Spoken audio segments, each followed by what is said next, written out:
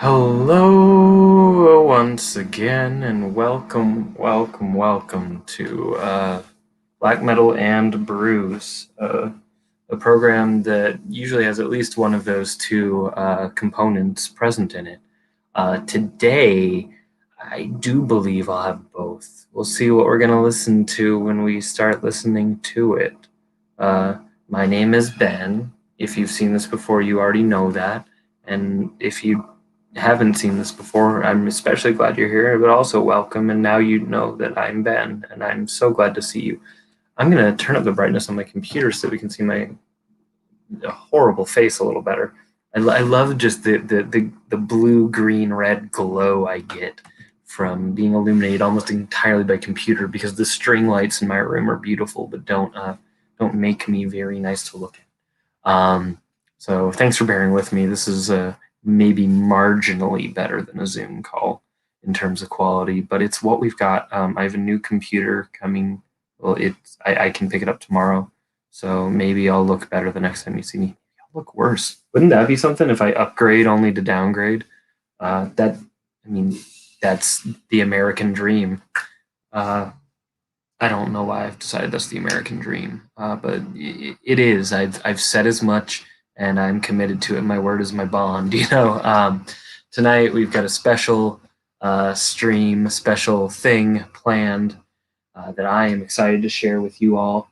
I'm seeing like a weird little glare on this, so I'm gonna just see if that changes anything at all.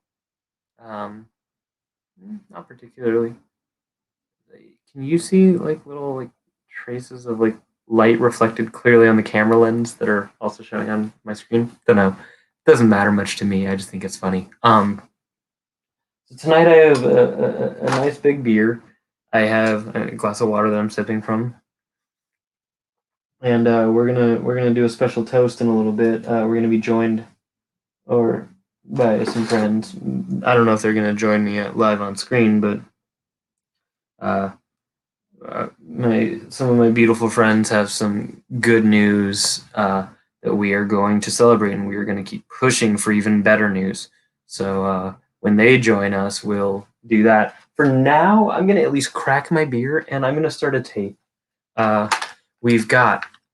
I think I've probably played this on a stream before because it's easy to speak over and it's just beautiful. Enchantment of the Ring by Secret Stairways. Um, from Ancient Recollections cassette label. This is obviously a reissue because the artist passed away in 2011, I want to say, and this music's from the 90s. This tape was issued, just a few years ago. I don't even know, but I'm glad to have this. It's a beautiful cassette, which I'll be sharing with you. Some true Goblin music, and I've noticed on Twitter that it's Goblin Week apparently. So for Goblin Week, we'll listen to this. Oh, there we are. Ithaca Virtual Hug. Thrilled to have you here. I'm gonna drop a link in the chat if you want to join me on screen for a drink. You can.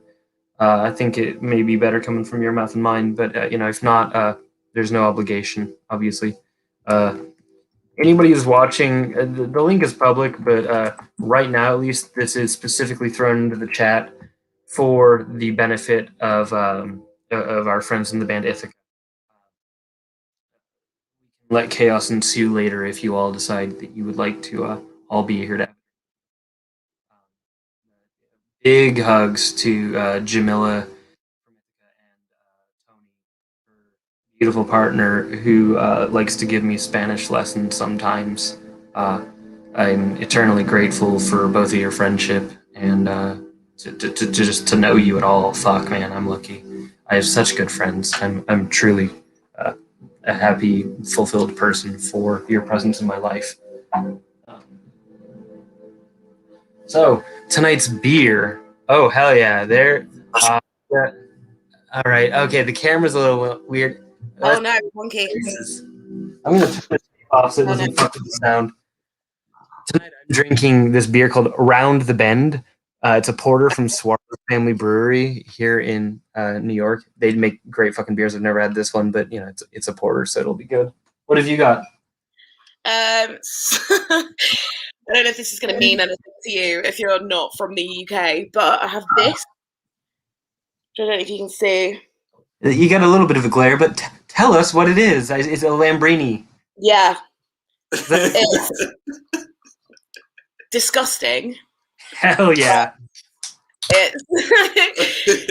It's I don't know, I don't quite know why, but it's just this really disgusting drink that we grew up drinking when we were teenagers, which is like, it's supposed to be a perry, which is kind of like this cider made pears, but it's really geared towards women. Like, they have like really girly branding. I see and that. It's just, yeah, I don't quite know why, but we got really into drinking it again recently because it's like dirt cheap, and we rediscovered that it's actually quite nice. So yeah. Cheap and nice is like that. I mean, that's me. I'm cheap and nice. I fucking me love too. it. Yeah. Well, so we are going to be doing a toast tonight. Would you like to illuminate the reason why we're toasting tonight? Yes. So, and I believe my mother and my youngest brother are also watching right now. Hi. Welcome, Bowden family. Yeah. So basically, over the last couple of weeks, my father was in hospital, diagnosed with COVID, and he has been on a ventilator in intensive care over the last few weeks. He got induced into a coma maybe 10 days ago, and it's been pretty rough for all of us. But today we had some really, really fantastic news that not only has he woken up, but he's been taken out of intensive care, and he's talking and he's breathing on his own. I didn't know he was talking. Yeah. Oh yeah. shit. Yeah. He wants to go for a beer now. Well, and we're kind of celebrating that, we're not going to bed kind of fearing the worst anymore. Hell yeah, that makes me so happy. We're gonna have a drink in honor of, I don't even know his name. I just keep calling him Papa Tony. Yeah. Perfect. Yeah. In honor of Papa Tony. One day when this is all fucking, fixed in whatever way, I'm gonna come to London and I'm gonna chug a big beer with Papa Tony. Yeah. And you if you'd like, but it's just, me and your dad. Ah, shit. If we had a freeze. I can't tell if it's on my end or yours.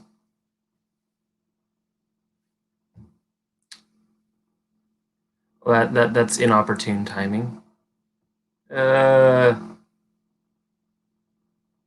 gonna remove and add back to the stream and see if that works. No! Ah! Yeah, I'm not on it. There we are. All right. It's back. That's the worst timing.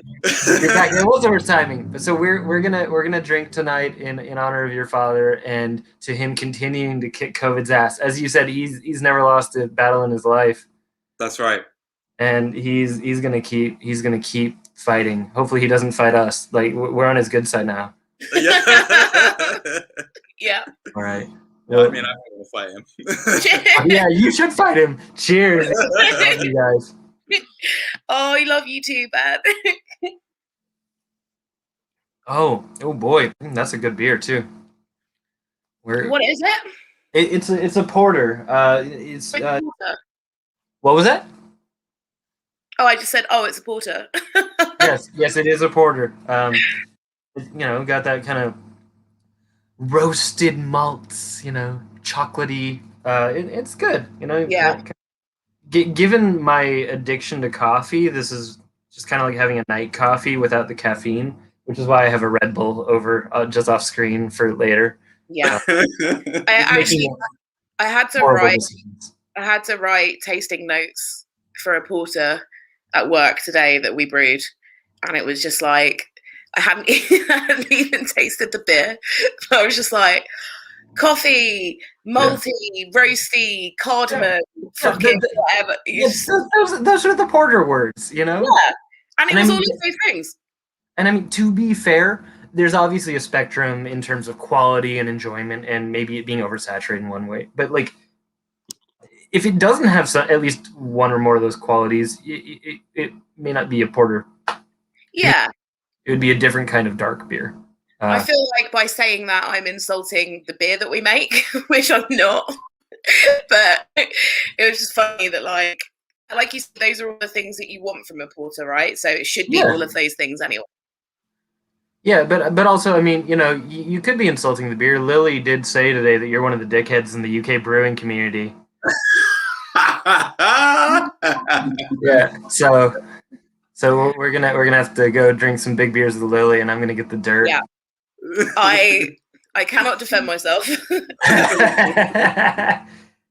Why would you? I can't. Yeah, I have not one leg to stand on, so it's hard when you have a reputation, you know. You either have to like dig that hole deeper or like make concessions, and who the fuck wants to do that? Ah, shit, we've frozen again, aren't we? Why? Why must you do this to me? If anybody else is watching, let me know if it's on my end or on their end, because I'd feel horrendous if it's on mine. Let me know. This will all be archived later, and I can watch it on YouTube and find the culprit. It's probably myself. Well, there we are. All right, now you're back. Why does it keep doing that? I can't tell if it's on me or on you. I don't know. I think it's us. Maybe. Okay. I mean, not that I want it to be on you or on me, but you know, it's probably me, right? Yeah, it's stopping you before you get too far on with any given chaotic train of thought. That's wise. Yeah. I wish I had.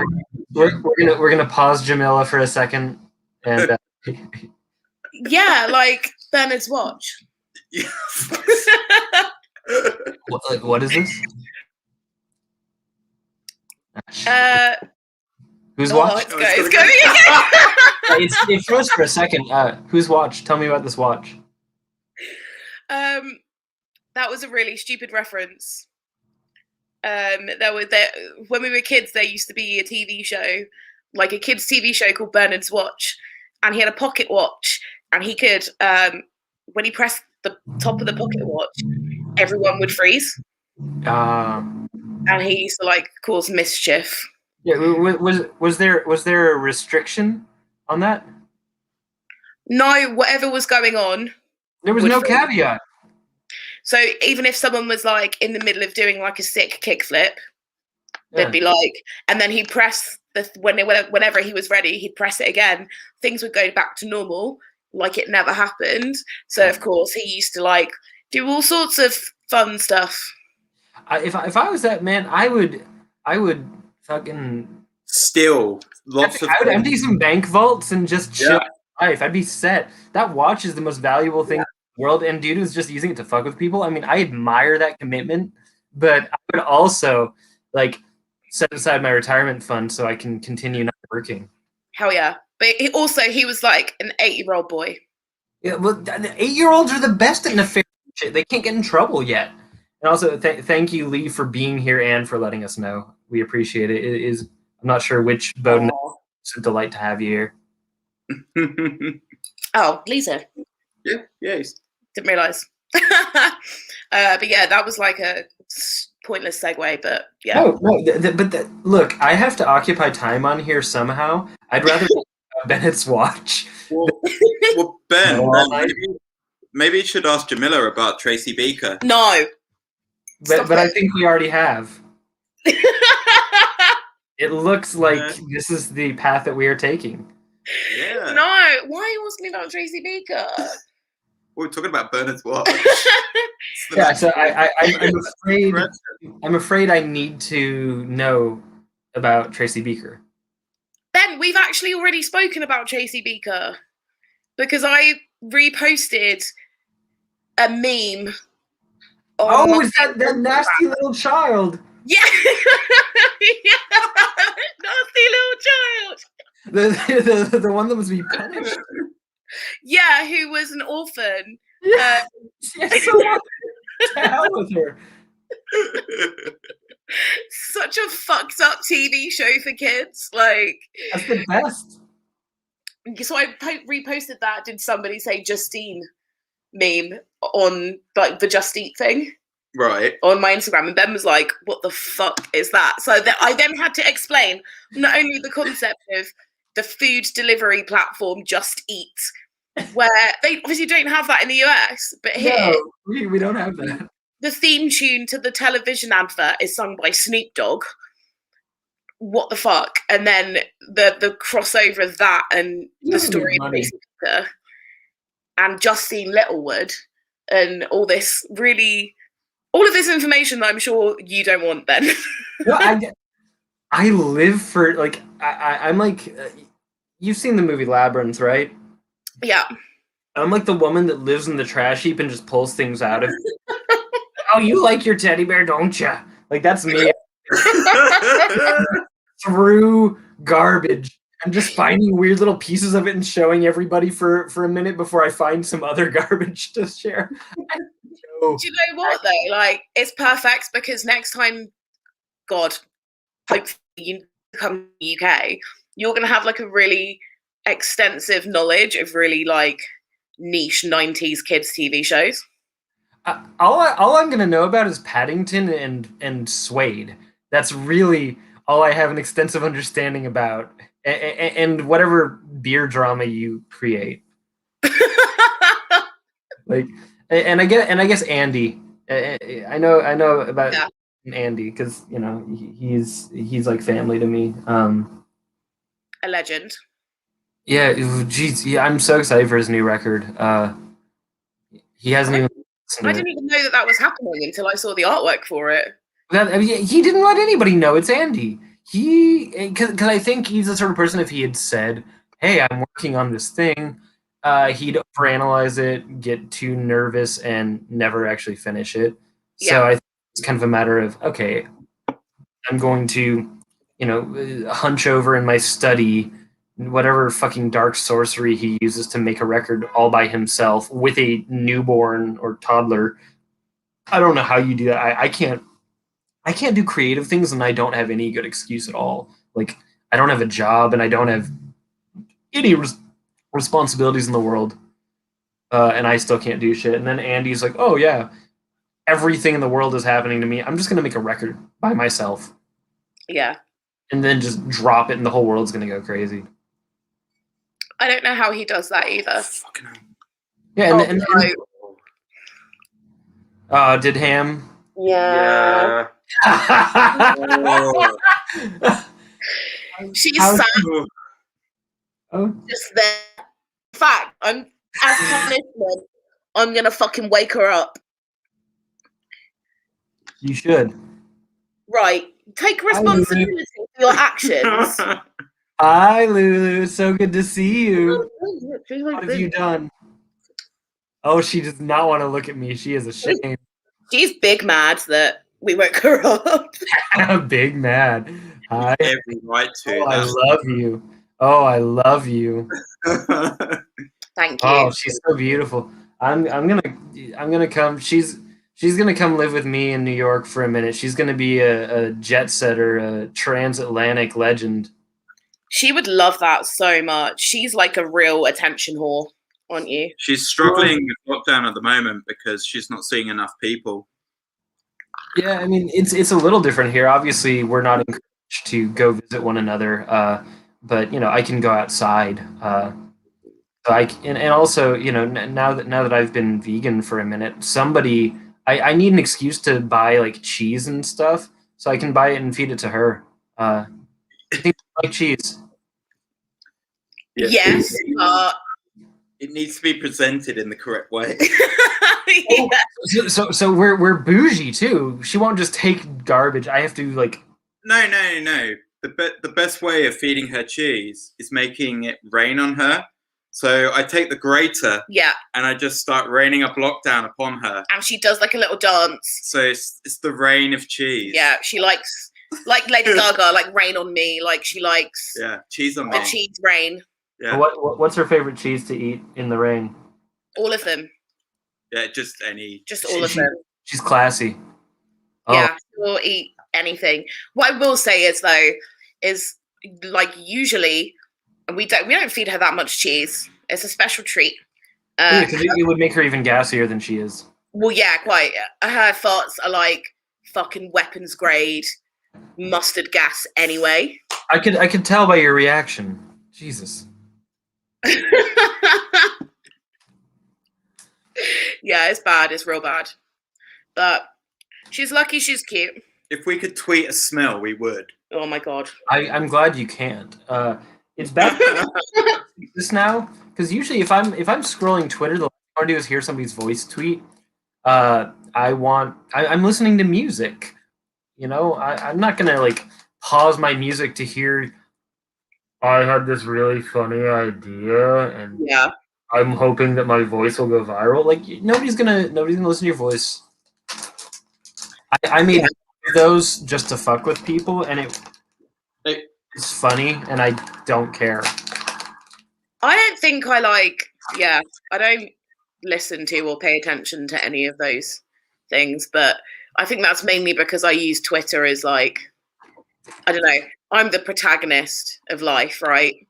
And everyone else is like a backup dancer. Yeah. So my Twitter is there for me. And maybe if people are lucky, I'll reply. But I don't really pay attention to people, I guess. No, I use Twitter to sow the seeds of chaos and occasionally to share music. And it's funny how many people that. It's funny how many people take it seriously. Like, you okay. Like, you know, I'll say something stupid that's meant to be stupid, and then there'll be all these. It's always men who are music critics that want to then say, "I'm not so sure if that's a thoroughly examined opinion you've just shared, my friend, and let me why." It's like, I made a joke about sludge metal. I don't need to hear why Baroness is the greatest band you've ever heard. Like, I didn't even mention them. I don't even think that is a sludge band, I'm pretty sure. I don't fucking know. I'm not an academic. I don't do this for a living, and I definitely don't care enough. Like, if I wanted to do that, I'd go back to working in a record store for $8 an hour. Like I did for so much of my fucking 20s, you know? Twitter is a place for jokes, and it got a lot better when I started following funny people instead of music people. Yeah. And yeah, music Twitter is the worst. Yeah, music is really easy to wind up. I mean, I love doing it, to be fair. Go into someone and be like, Integ 2000 is the best integrity record. How about we don't have this argument again, though, because... and things like Jesus Christ, Bobby by Minus is better than Jane Doe by Converge. Start throwing off things like this that are kind of factually correct. Yeah. And just see what happens, because people aren't happy. Well, I remember I made a post a few weeks ago. 2000's great. Encouraging people to do a heavy metal rendition of Sarah Mclaughlin, and the people. I mean, her songs were hits for a reason. They're familiar melodies. You would have a hit, a novelty hit, if nothing else. Did anyone actually do it? No, the people got mad at me, and I don't fucking care. Why do I care if somebody's mad at me on Twitter? I'm interested. You know, we're gonna build that mystery, you and me. Mhm. Yeah. Yeah. Let's make it happen. We're gonna do a heavy metal cover of Sarah Mclaughlin. No, she had some dark fucking songs. I mean, I don't know. I listen to plenty of like chick music. I don't give a fuck. I've been listening to Tegan Sarah every day this month. But that's fine. Like that's it. Tegan and Sarah though. What's wrong? They had with one Tegan good Sarah? album. What's wrong with Tegan and Sarah? What's right? Oh my god. See, that's the thing. It gets people so upset. Tony, Tony, it's okay. I love you anyway. The thing is, I get shit because I don't like fucking what's her name? The one Lana with the Del Rey? apple, Fiona Apple, right? Oh man, I don't like Fiona Apple. that record Right. was so good. It was shit. It wasn't. Mm, It was so good. it was bad. It I'm was just bad. gonna let you two take over here. This is gonna be No, great. sorry. No, please. I've never heard her. I don't think. I know. Go back and listen to the record she put out last year. It's absolutely fantastic. No, it isn't. Though. She had the song "Criminal," right? That was her. Yeah. Yeah, that's. I mean, I don't have a particularly strong opinion on her either which way. That's the only song I know. I've been told that I would like her, and I'm sure I'll check it out one day. Yeah.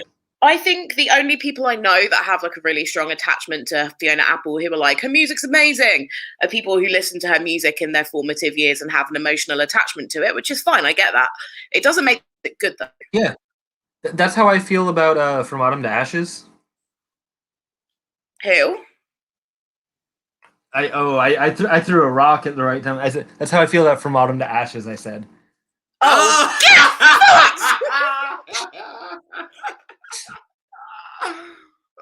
No, obviously, no. I was talking about chloroform today. Obviously, I'm just fucking with you. okay. Yeah, I know. It's fine. you remember I was talking with you. I'm like, oh, I like. There's like the hidden melodies of one song on a different album, and so like, I'm very easily wound up. You know. But then I'll take you to the record store. oh my. Well done. Oh, Good pun. Too bad and beautiful. Good pun. No, then these puns are going to be wasted on people because no one knows the names of any of their songs. No one noticed that. Well, see, yeah, no, the only one, but so I'm just gonna ruin a song for you though. When Ham is gassy, it's her after dinner payback. Oh! There you go. There you go. It is. Yeah. After dinner payback. You know, that's the. I mean, that's also the ultimate jam. Oh, so good. Honestly, perfect. Yeah. I mean, I could talk about them for years, but yeah. We actually make a lot of songs up about the ham and parts of her face. We actually rewrote. No. What are Ham's greatest hits? No, we actually did rewrite a song about bits of ham mouth, about a Haim song. So, I don't know if other people who have pets do this, but like, do you like make up names for like different parts of their face and like their feet and stuff like that? I think people do. I haven't had a pet in such a long time, but it used to be pretty standard. We're those people. Yeah. So like her, as you should do, because she has so many like wrinkles. Yeah, like, you got to name them. Yeah, there's certain like she's got like a whole topography there. Like you can make a map of that face. Exactly. So there's parts of her anatomy that we name and we like to sing them in songs. And there's like a particular Haim song that we always like that matches perfectly with the names that we call her face. So we always sing it to her, and she obviously doesn't understand because she's a fucking dog, but it's fun. Yeah, are you sure that she doesn't understand? I mean, she appreciates it. She appreciates the attention. She hasn't bitten us yet. So, okay, I'm assuming our friend Chuck BB is here, and I'm assuming that yes is about naming parts of the animal. Like, it's pretty normal. I mean, everybody calls like the cat's foot the toe beams, you know. Toe beams. Should we get the ham up and actually point out? Yeah. I would like a diagram of your dog. Oh my god, she's not going to be happy about this. She's going to be fine. So what? What is it going to do to you if she is unhappy? Yeah, right, I guess. Okay. Yeah. So, all right. Label the ham. Okay. I don't know if you can say. Hi, Lulu. Hello. So, firstly, obviously, this bit is the snoot, which everyone knows. The snoot, yeah. On top of the snoot. On top of the snoot, just like on the top of it there. That's the velvet. Yeah. Oh, I bet that's soft. It's so soft. And then this bit here, like this chunky bit here, is called the jowl. The jowl? Zhao. but not like jowl, like you would call it in a human, like zhao. Yeah, it's like Zhao. Like a ZH. Yes, Yeah. exactly, Yep. zhao. And then this bit here is called the sticky lip. Yeah. Oh, she doesn't like the sticky lip. No, she one like shit. nah. Okay, there. Yeah, that's what we have. That's all of it, right? We have those are the turkey legs. Turkey legs. Turkey. Oh, she's got pretty limber little legs for a little chunk like her. Yeah, she's got. That's the tweaky leg. Those are the nip nops. Nip nops. Nip nops. Those are nip nops. Nip nops. Love the nip nops. Oh. So yeah, it's obviously a medical science. Yeah. She was a really good sport for that. You should give her. She's really fucking tired. She's like, she's really tired. Yeah. Okay. And so Chuck says Smith. One of his cats has a mark on his cheek. They call the poop smear. They call it poop. I love it. You know, I mean, the ham has enough of a poopy. You know, she's got some streaky going on. You could probably poop smear. She does, but it's because she's got allergies. Oh, we're not gonna make fun of that then. Okay. No, it's okay. Like in the summer, it's a lot better for some reason. Okay. But she has like stains from allergies and stuff like that, and we've never been able to completely figure out what it is. But she's not too annoyed by it. But they're kind of poopy. Like dogs always have something weird with them. Always. There's always a problem with them. Always an allergy or some like weird shit going on. Yeah, I mean, there's a reason why she was abandoned. Oh my god! You guys, the cat's name. Look at his name now. Douglas. Poo Poo Douglas. Poo Poo Douglas. I love this makes that. this is making my whole day. Poo Poo Douglas is so good. I love it.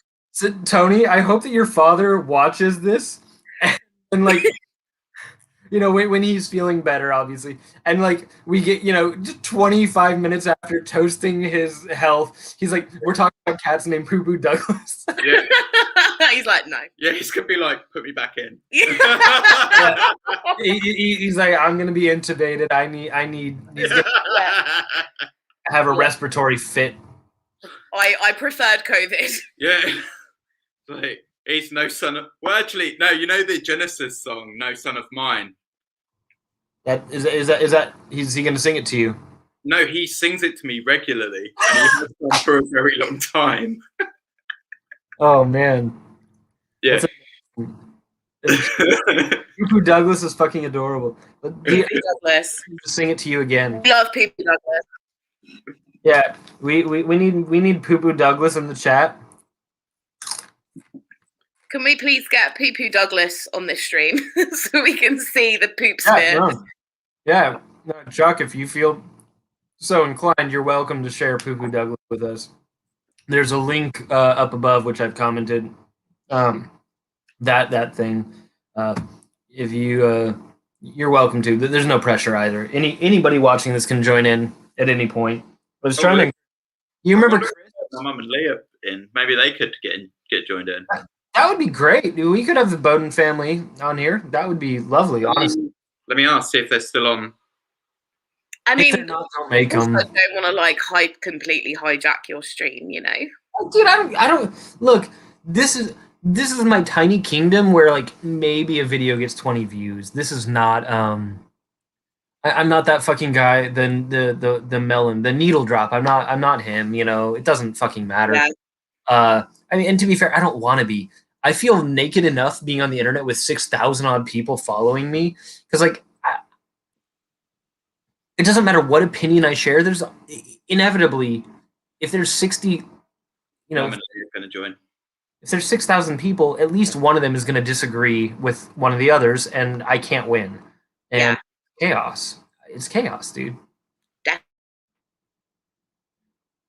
Ooh, you've frozen again, but you two look beautiful there. And Chuck, we'll get you on. I need to send you an email soon, Chuck. So we're gonna talk soon. I'd love to get a special thing.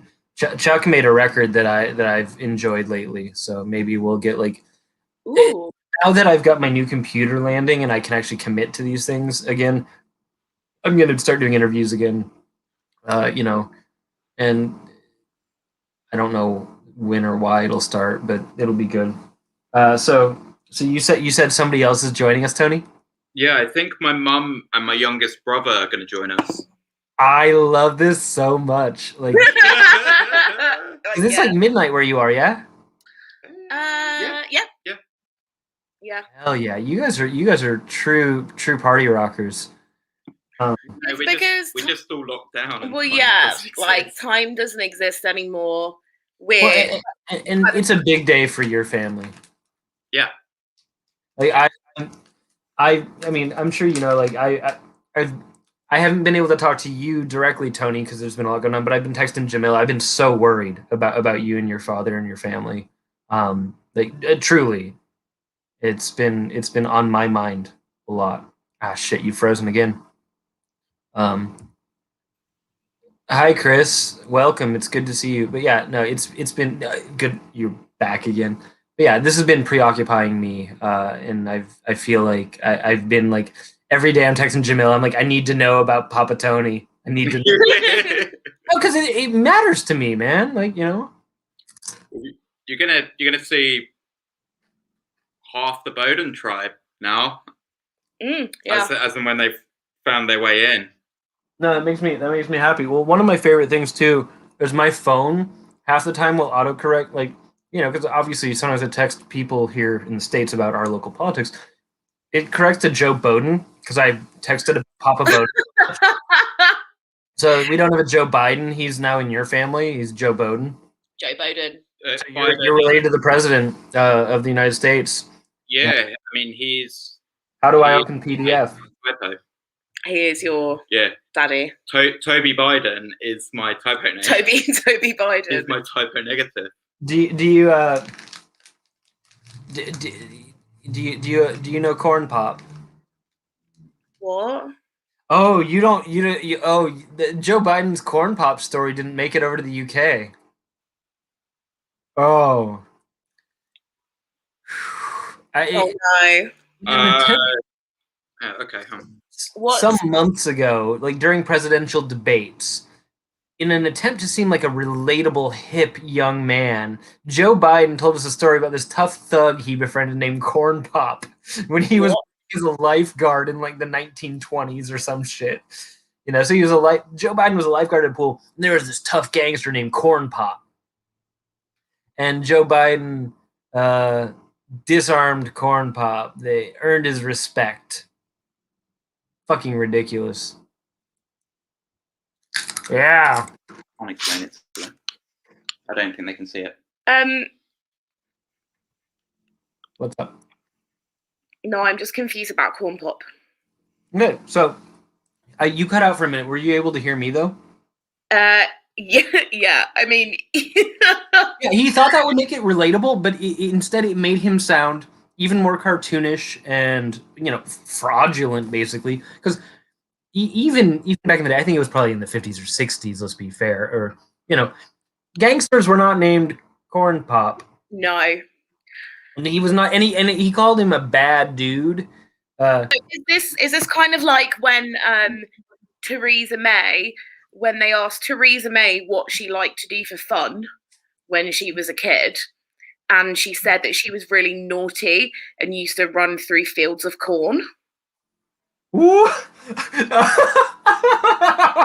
Very naughty.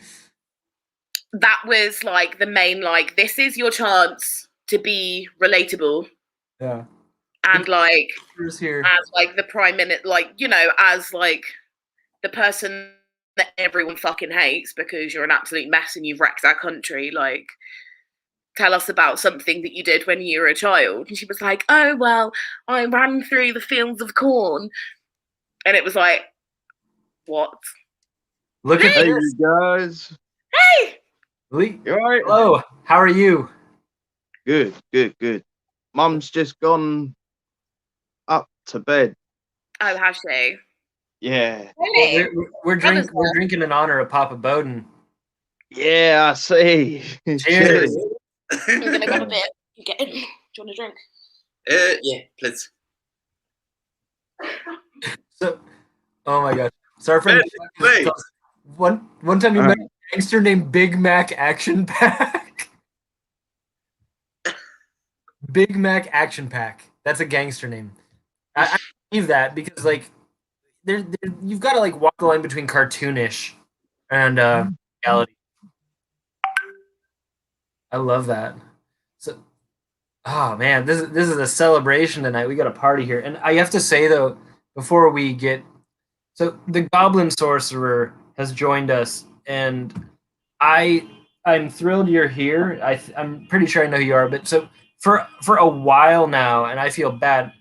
It's not my username, but my personal little Instagram, instead of listing my human name, lists me as Goblin Sorcerer on there. So I'm very happy that there's another Goblin Sorcerer living the Goblin life. It's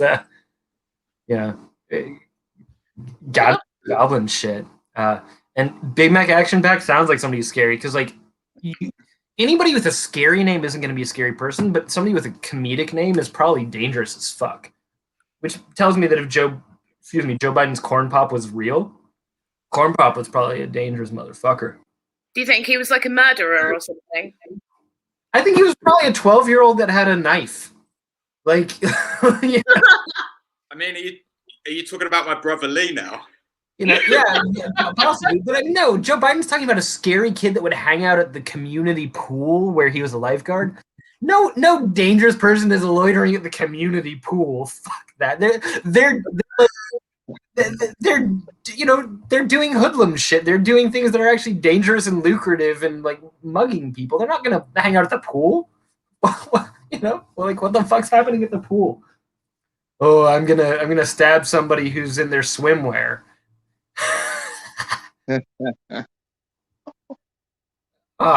Madeline, welcome. You did choose a beautiful time to hop in. So, Jamil and Tony keep freezing Lee. Yeah, say that, yeah. I'm enjoying it, honestly, because it makes even more of a fool of them, and I love to humiliate them on my YouTube channel. Yeah, that's right. I love to humiliate you. You remember New Year's Eve? Does Lee know about New Year's Eve? Maybe. Lee, you know about New Year's Eve? Yeah. Yeah, exactly. You know about the dildo karaoke? No. The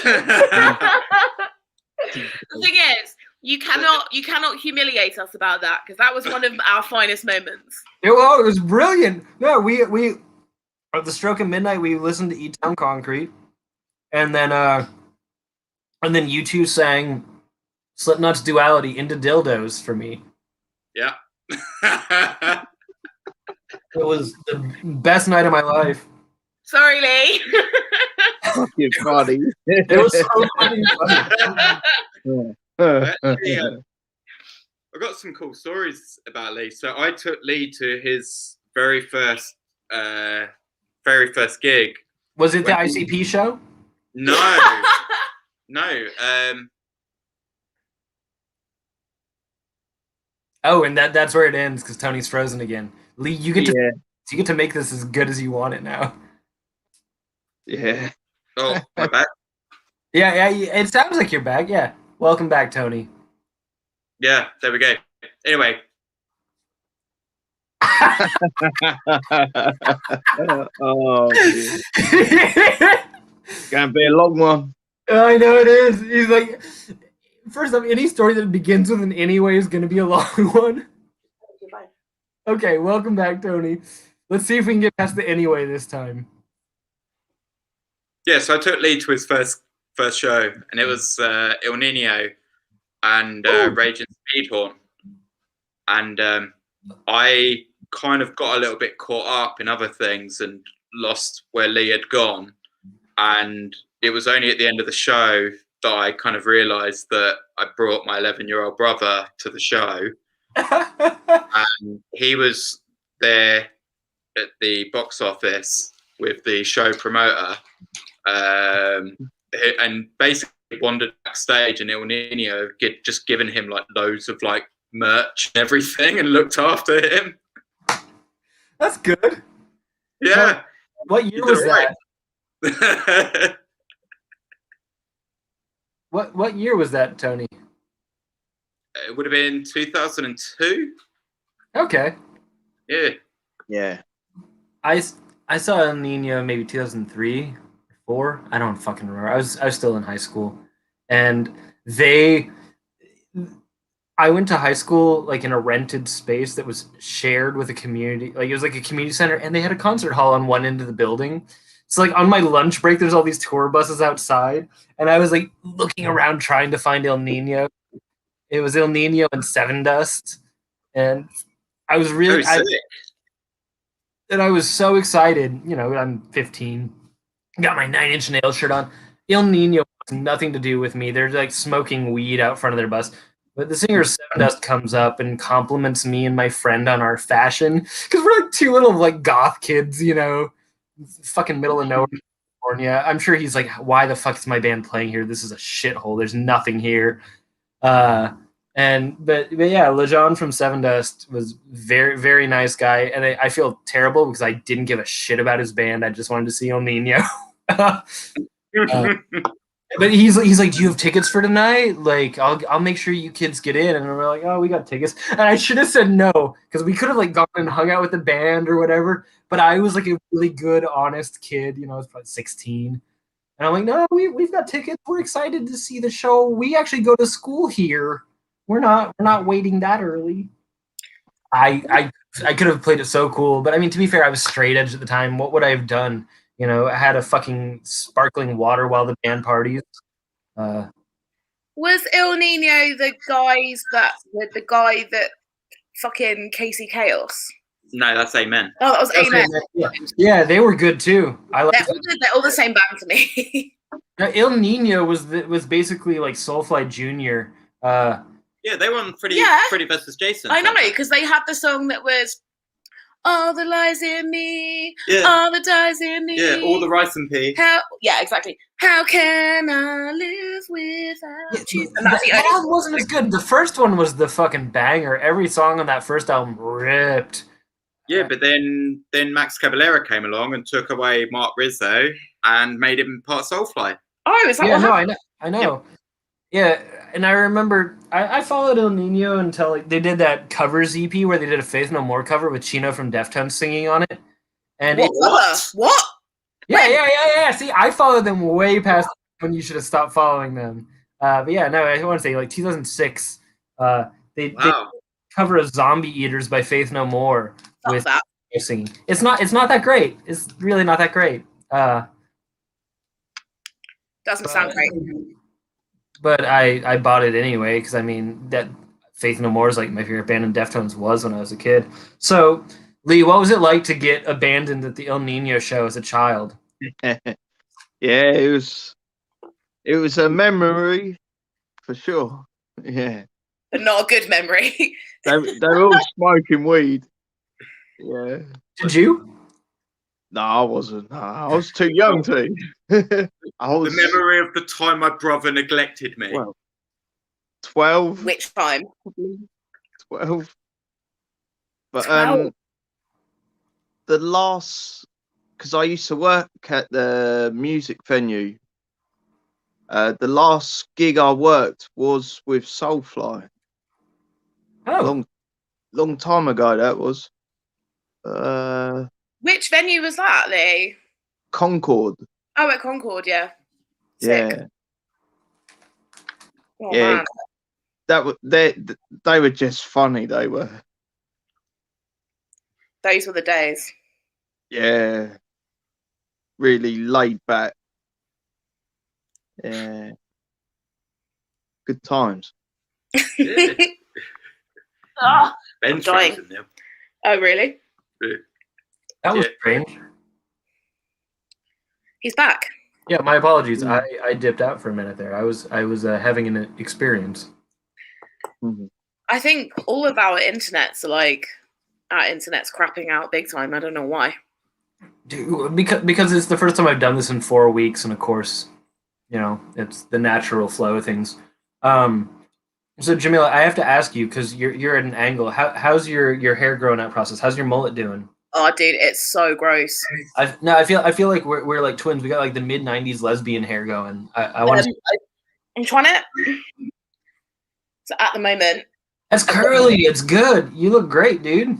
well, the problem is that like my hair is naturally super curly. Yeah. But the back of it is like, it just looks like pubes. This should. Gross. I'm trying to grow it out, and yours looks way better than mine, Ben. Mine's a lot longer than yours. I know, but I'm trying to like. You'll get there in like a month or two. Chill. I'm having like the top and let the rest of it grow, but it's really like, because it's curly, it feels like it's taking further. Like if I straighten it, it's like down there. Yeah. Well, that's it. I mean, my hair, you can kind of see it waves a little bit. I get like, when it hits my shoulder, I get like that girl hair, where it just fucking, which is, I mean, you can kind of see it in. It's cute. You've got the little clip.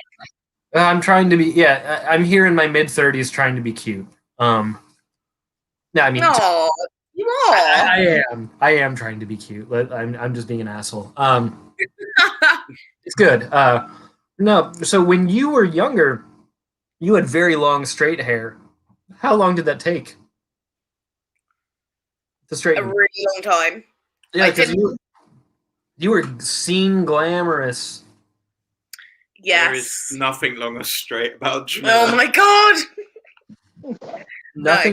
Nothing long or straight about Jamila. Ooh. Well. Yeah. I mean, we love a short queen. Yeah, short and not straight. I basically didn't cut my hair for like 10 years or something. Who's attacking Madeline here? What was the attack on Madeline? I need to know. Oh. Because Madeline is not tall. I mean, Madeline's not short. Madeline is tall. Madeline's like my size, which I guess that's not tall, but it's definitely not short. Yeah. I'm not. Wait, how tall are you, Ben?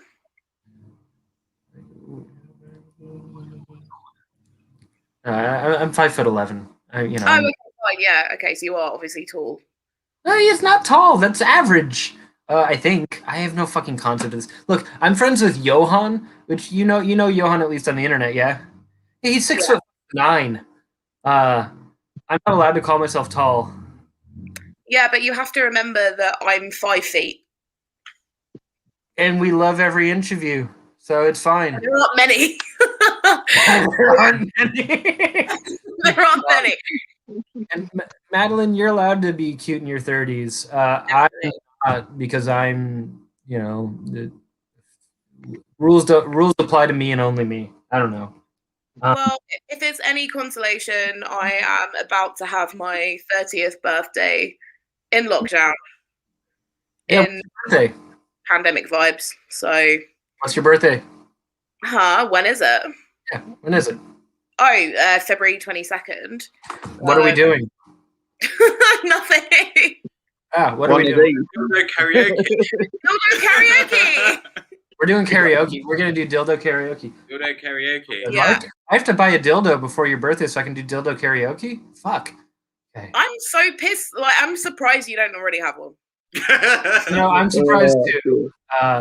Lee, you too. What's that? Oh, they can lend you one if you I'll need. not do that. Fucking deal. Sorry, Ben. Also, Lee's just about to become a father. Yeah. Oh shit! Congratulations. What's that? What's it like? Sincerely. Yeah. How does it feel? Especially like we're living here like basically after the end of the world, but you have this really hopeful, exciting thing happening. How does it feel to balance all of that shit? You got like the chaos, but also this like really beautiful, exciting new chapter in your life about to begin. Well, when the baby's here, it's gonna really feel like really good. I hope so. Yeah. Real. Yeah. You're nervous, aren't you? Yes and no. You should be, because it's a big deal. If you weren't nervous, it wouldn't mean as much to you. I'm not saying that in an insulting way. I would be nervous. I mean, I'm nervous when I have to get dressed in the morning. What shirt do I wear? What if I look like shit in this one today? And then suddenly you have to dress a baby. Oh yeah, Yeah, that's fun. That is. it is. Yeah, isn't it fun when you dress the ham? You know. When the baby gets all shit on your arms and that, it's just yeah. Oh, but no, congrats. When are we due? In May. Oh shit, man, that's real. That's real soon. That's gonna be so. Yeah. It's gonna be exhausting, but it's gonna be fun. Yeah. I've never had a child. I don't imagine I will. But I'm excited for you. I love children. Yeah. Oh my Yeah. God. Be great. Yeah, and I'm meant to be getting a puppy as well in 4 weeks' time. damn, that's exciting too. What kind of puppy? The puppy. Oh yeah. A Frenchie. Yes. Ooh. So that's like the right size to play with the ham too. Yeah. Yep. Yeah. She better not eat him or attack him. Well, the ham Right. doesn't like a lot of other dogs, but because it's another Frenchie, we're hoping maybe she'll Should be alright. be all right. Yeah. One would hope. So Oh, Ben, I'm gonna send you photos of Lee's puppy because Yeah. man, Little Murray. Murray. you bet- Murray. His name is Murray. Oh, that's wrong. That's so cute. Yeah, I'm good. excited. So I'm going to get a second beer to celebrate. We're gonna this next beer is also for Papa Bowden, so I'll be right back. I'll let you guys take over. Jamila, you're in charge, okay? Oh God. Okay. Are you sure? Oh, okay. This is a huge responsibility that Ben has left me with. Yeah, he maybe shouldn't have left me with that. Lee, you look fucking terrifying with shaved head. Look, Lockdown cut. or something. Yeah, You like should- a convict. You look like headbutts. You should have saw it before.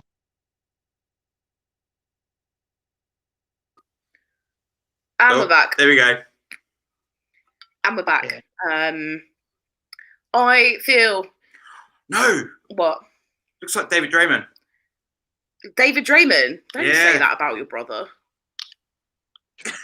Yeah. Lee, you look like David Draymond.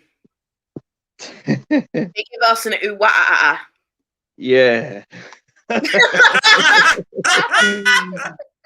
Wow. Yeah. Mm.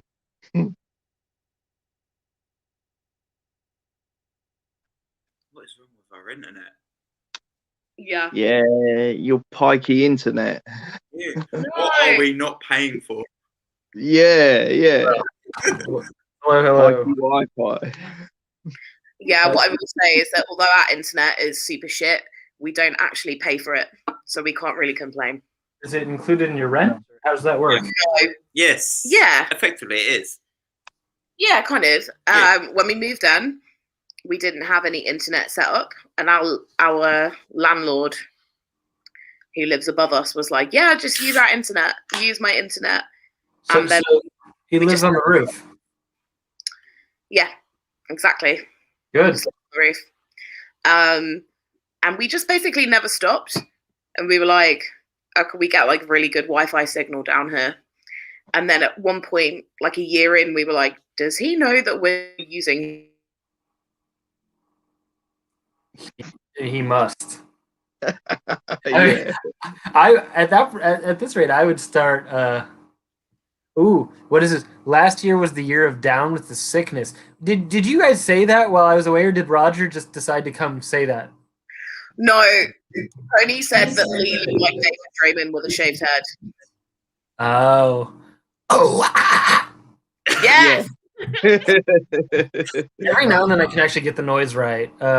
I'm glad that somebody appreciates my chaotic Twitter game. I mean, also fuck everything. I'm trying to ruin Twitter, but also be the most adorable. I'm 90 followers away from hitting 6666 on Twitter, and I really, really want to hit that because I'm mature. I'm sure I won't, but I don't know, man. I got followed by somebody who has 130,000 followers recently. I'm not gonna say their name because they're famous and they'll probably unfollow me when I say it. But you have to message me and tell me. But I want to message them and be like, tell your followers to follow me. It was because I tweeted about Paddington too. So I'm gonna keep tweeting about Paddington and get thousands of followers and get famous, and then I'm just gonna post Goatsy or something. No, don't do that. Obviously, I'm not gonna post Goatsy. But I don't want more. Go on. I don't want more followers. I just want to hit 6666 because that's a good number. Yeah. Here, I'll message you the name of the person, and you'll be confused. There you go. Because it's literally just a name. It's not like they're an important person, I don't think. But I also like that it looks like it froze. Hell yeah, I sent you a text and it broke your fucking internet. No Vaseline. That feels like a threat. Getting cheers by something called No Vaseline. What stout is that? So earlier I had a stout or a porter. This is actually an alt beer from Suarez family called Estimation. Suarez family also made the porter I had earlier. So Estimation alt beer. I'm about to have my first sip of it. I definitely don't have proper alt beer glassware, so this is the closest thing I've got. So Jamila, you saw my message. No idea, but I don't know who that is. Who is that? That literally, that's the @. Oh, what? Yeah, no, I think I don't know. Okay, I'm gonna check it out. Yeah. So Jamila's gonna go log into Twitter and ignore us for the rest of the night now. Yeah, no, I'm not. Now you know what my life's like. Even she's usually just messaging me to talk about how in love with you she is and how she can't control it and doesn't want to smother you, Tony. Sometimes I wish you would. Who is that? I do not know. I mean, she's a writer. I don't fucking know. Yeah. I like that you care about this. I do. There's nothing wrong with the other guy. He's not speaking.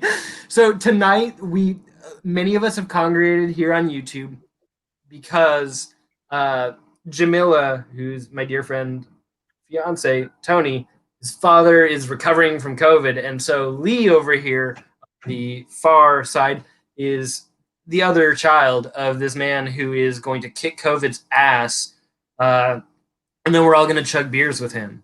So we're celebrating that. That's at Lee. If you at any point don't feel like being broadcast on the internet, you don't have to stick with us. It's just to see you and meet you because I'm definitely coming to London to hang with you guys eventually. Yeah, I mean, I'll stay on for 10 more minutes. Yes! I'm getting tired. Yeah, it's late. Dude, it's 7:30 here in New York, and I'm thinking about bed in the next hour. I feel you deeply. I wake up at 5 every morning. I can't help it. So fucking get it. Yeah, no, thank you. You've been a champion for sitting along with this bullshit with me and Jamila basically just yelling at each other. No, it's fine. I'm sure you're used to that. I've been isolating for the last 2 weeks, so. Well, yeah, it's social, kind of. Yeah. What we oh my god, what have we done? Double. I'm gonna just keep it like this. This is great. What happened? I don't know. What have you done? Ah, fuck. I was enjoying that. No, but the Far Side.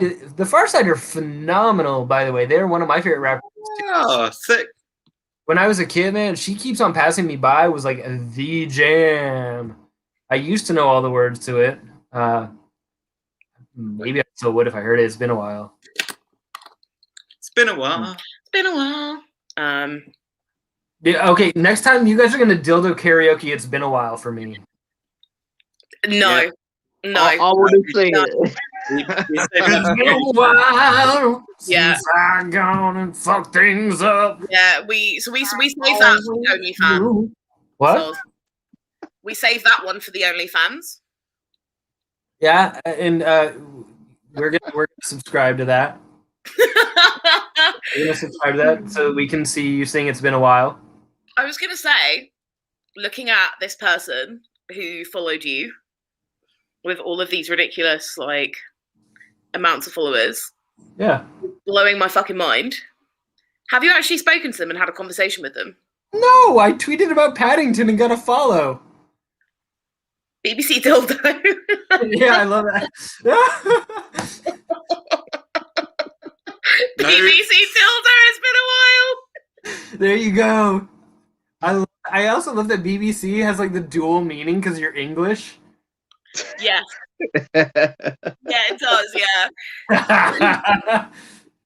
I was just gonna say, I had someone follow my band's Twitter and Instagram who like initially I thought it was like a mistake, and it's someone who's got like 300 million followers or whatever.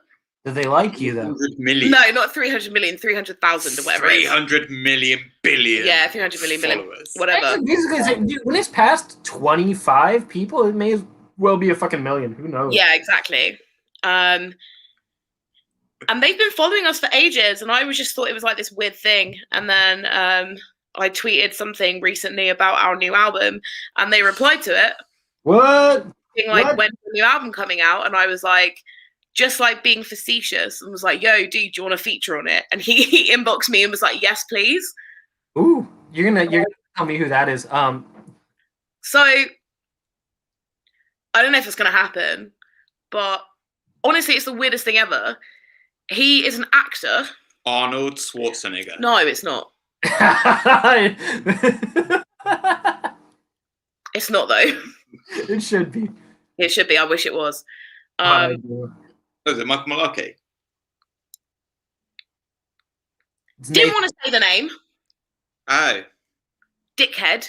sorry, I was just. She's gonna smack you. No Fielding. Basically, I didn't know who he was, but apparently he's quite famous, and he acts in a show called The Vampire Diaries that I've never seen. Well, yeah, because you're not 12. You're not gonna watch the fucking Vampire Diaries. Right. But he's a musician as well, and he's got like a million gazillion followers, and like I listen to his fucking music, and he does like this folk stuff, and it's actually really cool. And Is it Matt Berry? Huh? I'm kidding. I said, is it Matt Berry? Oh my. Matt Berry. Father. Because he makes folk music that's actually quite good. Yes. Matt Berry is the love of my life. I love him so much. Yeah, I see he's sitting next to you.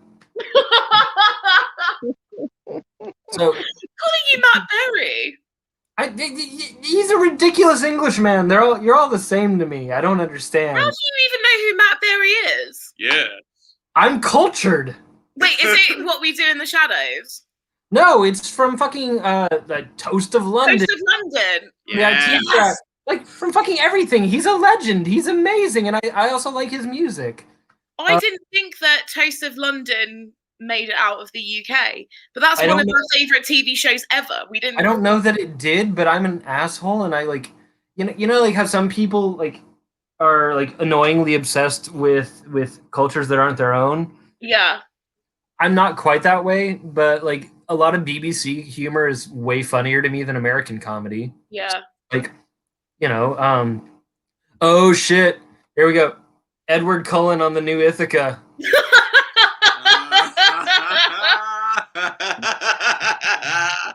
Yeah, no, that's like I don't know, like I was obsessed with the Mighty Boosh back in the day, and everything Right. Fielding's done. I think Noel Fielding is fucking hilarious. He's one of the only comedians I've actually seen do a live show.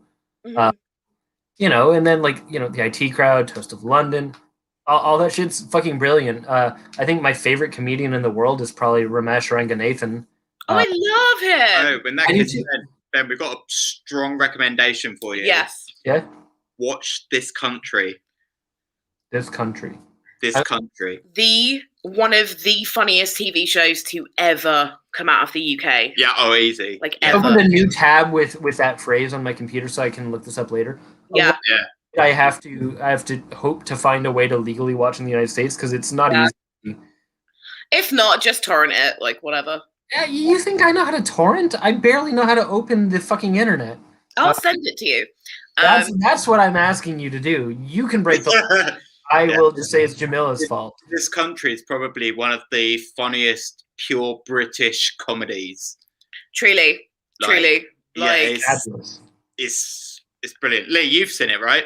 Yeah, where did Lee go? I can tell he's exhausted. yeah. You gonna bet? Thank you for being here. Yeah, I'm gonna go. Thank you Alright. so much, man, and congratulations. It's been a wonderful fucking day. It was Cheers, good to see you, Lee. Cheers. Nice speaking to you all. Nice to meet you. Bye. See you later, bruv. Bye-bye. So Poor Lee. I can't believe that I'm so like sorry for him. Sorry, Lee's actually just gotten over COVID as well. yeah. So. Oh, you're not supposed to tell the internet that. What? Well, no, it's track and trace. They tell everyone everything. So, as long as you haven't been in like direct contact with him, you're fine. But yeah. Yeah. Uh-huh. I am just really excited that I get to make like Ray purchase jokes with you and you actually get it.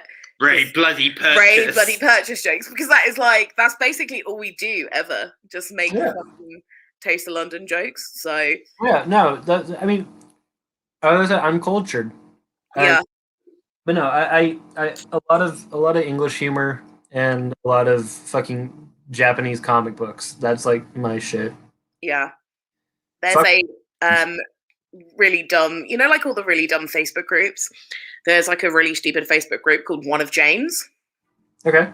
where it's people posting screenshots of people on Facebook whose names look like they could be on Jane's back wall. Oh, fuck. Yeah, I'm gonna send it to you. Yeah. So and good. Olav is fucking right. Peep show is fucked. Peep show, yo. Peep show is fucked up funny. Like I should not find it as funny as I do. It's great. I love that shit. Show is the jam.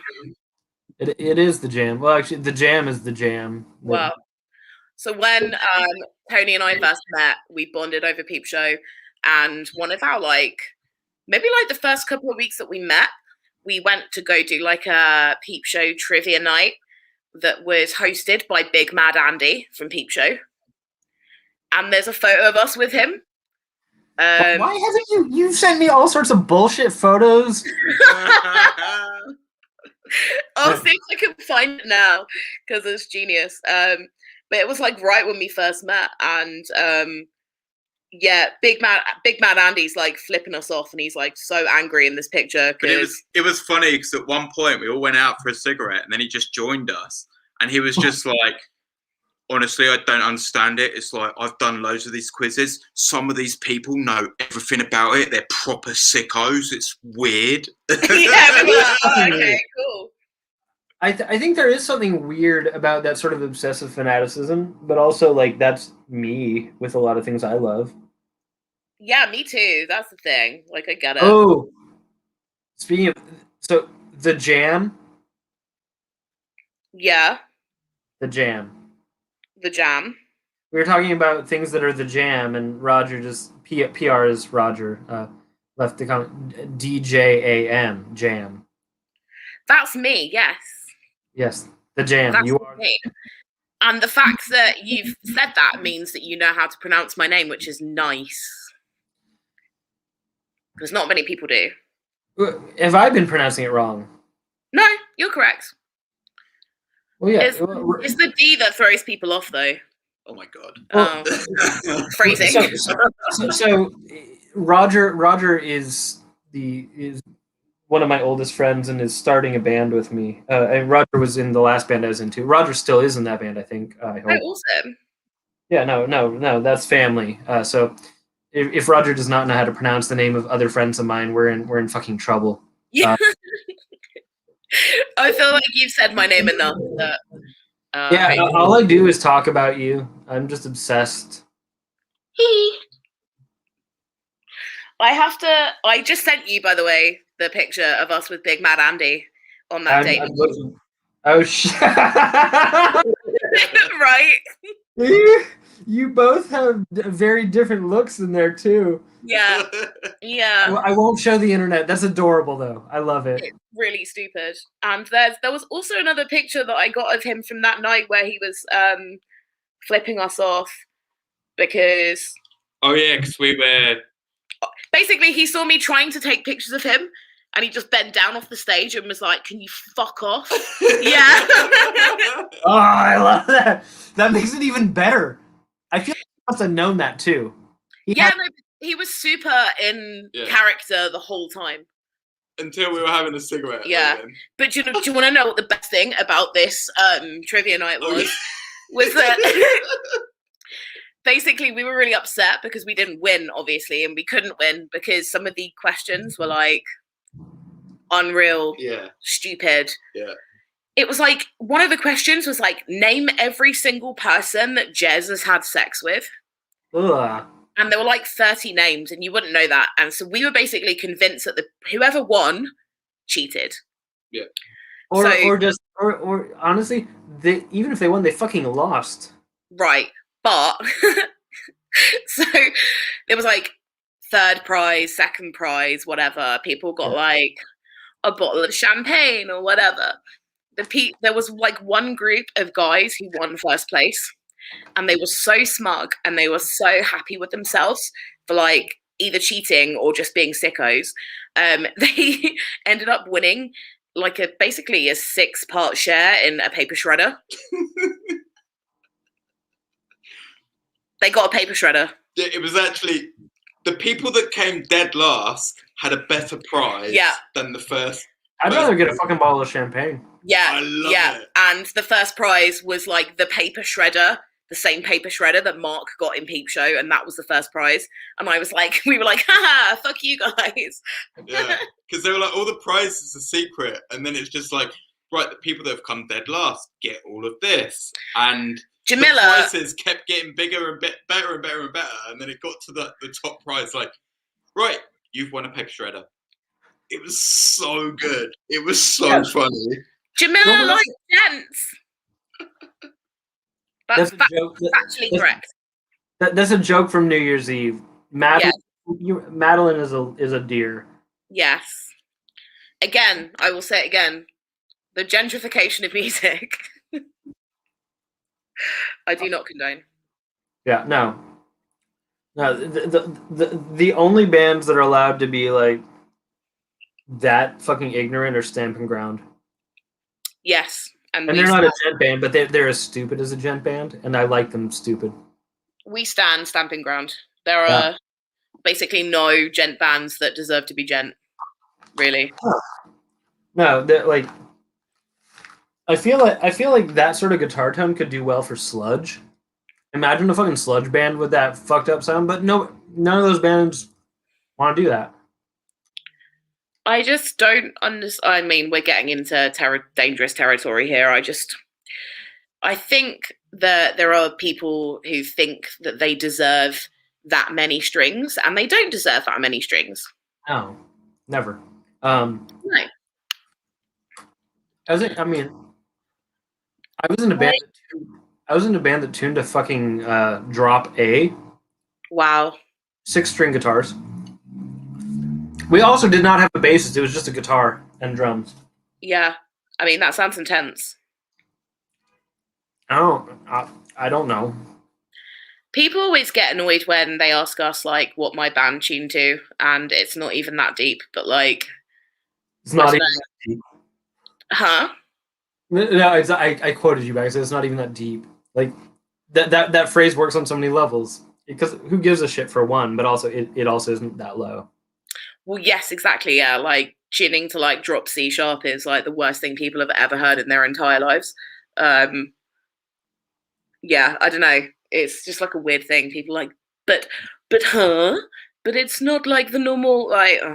Who Grow fucking up. cares? Yeah. There was this band in my local ish scene. Like they were from the general region we were from. We would see them. They tuned every string on their guitars to E. Every string was E. And Why? they were called Vitamin Piss. Do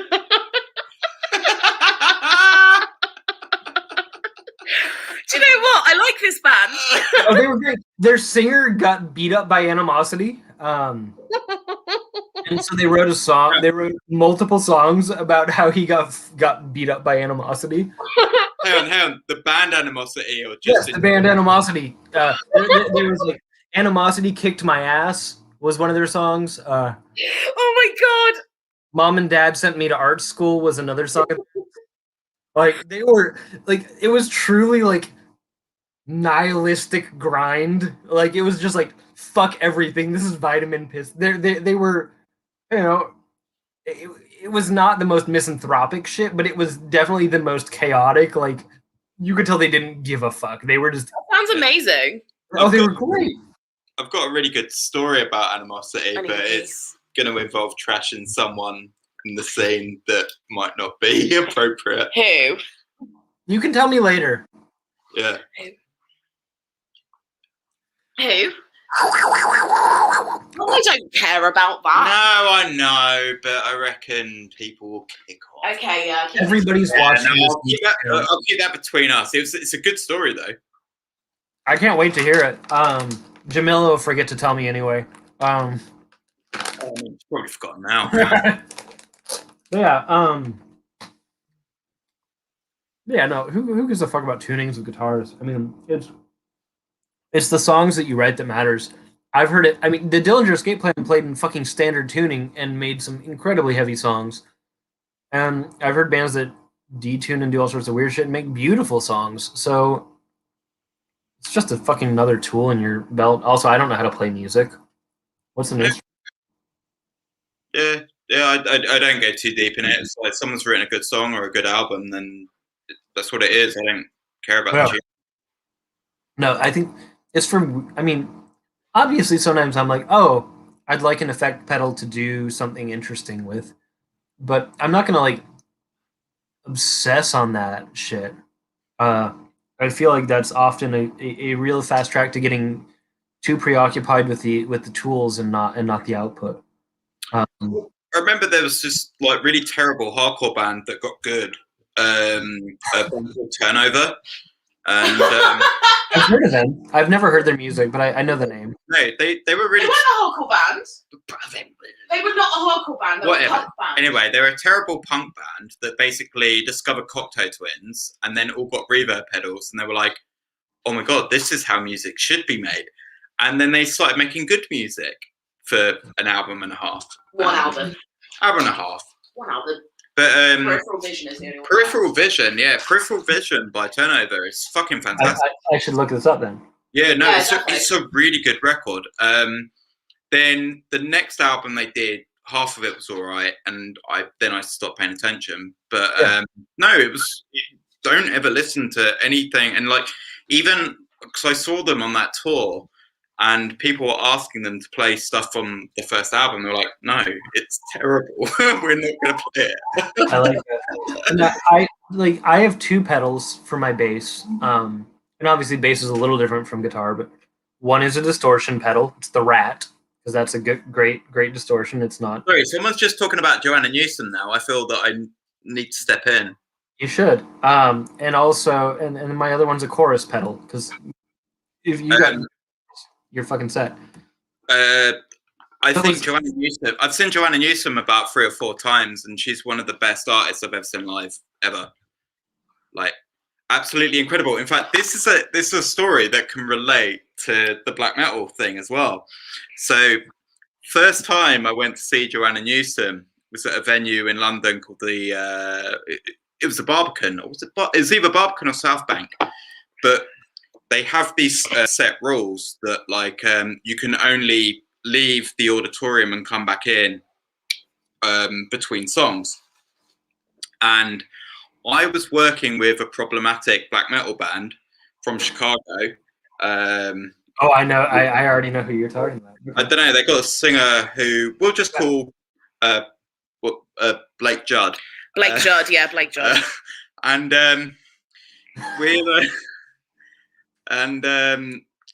yeah, basically, I was having an argument with him about something really just asinine. It was just like really stupid. That sounds like a lot of conversations you'd have with him. Yeah. And I left to take this argument with him, and I went to go back in. They were like, you can't come back in until the next song. And it was when she was playing one of the songs from Wise that goes on for like 20 minutes. And I just had to just sit in the corridor waiting.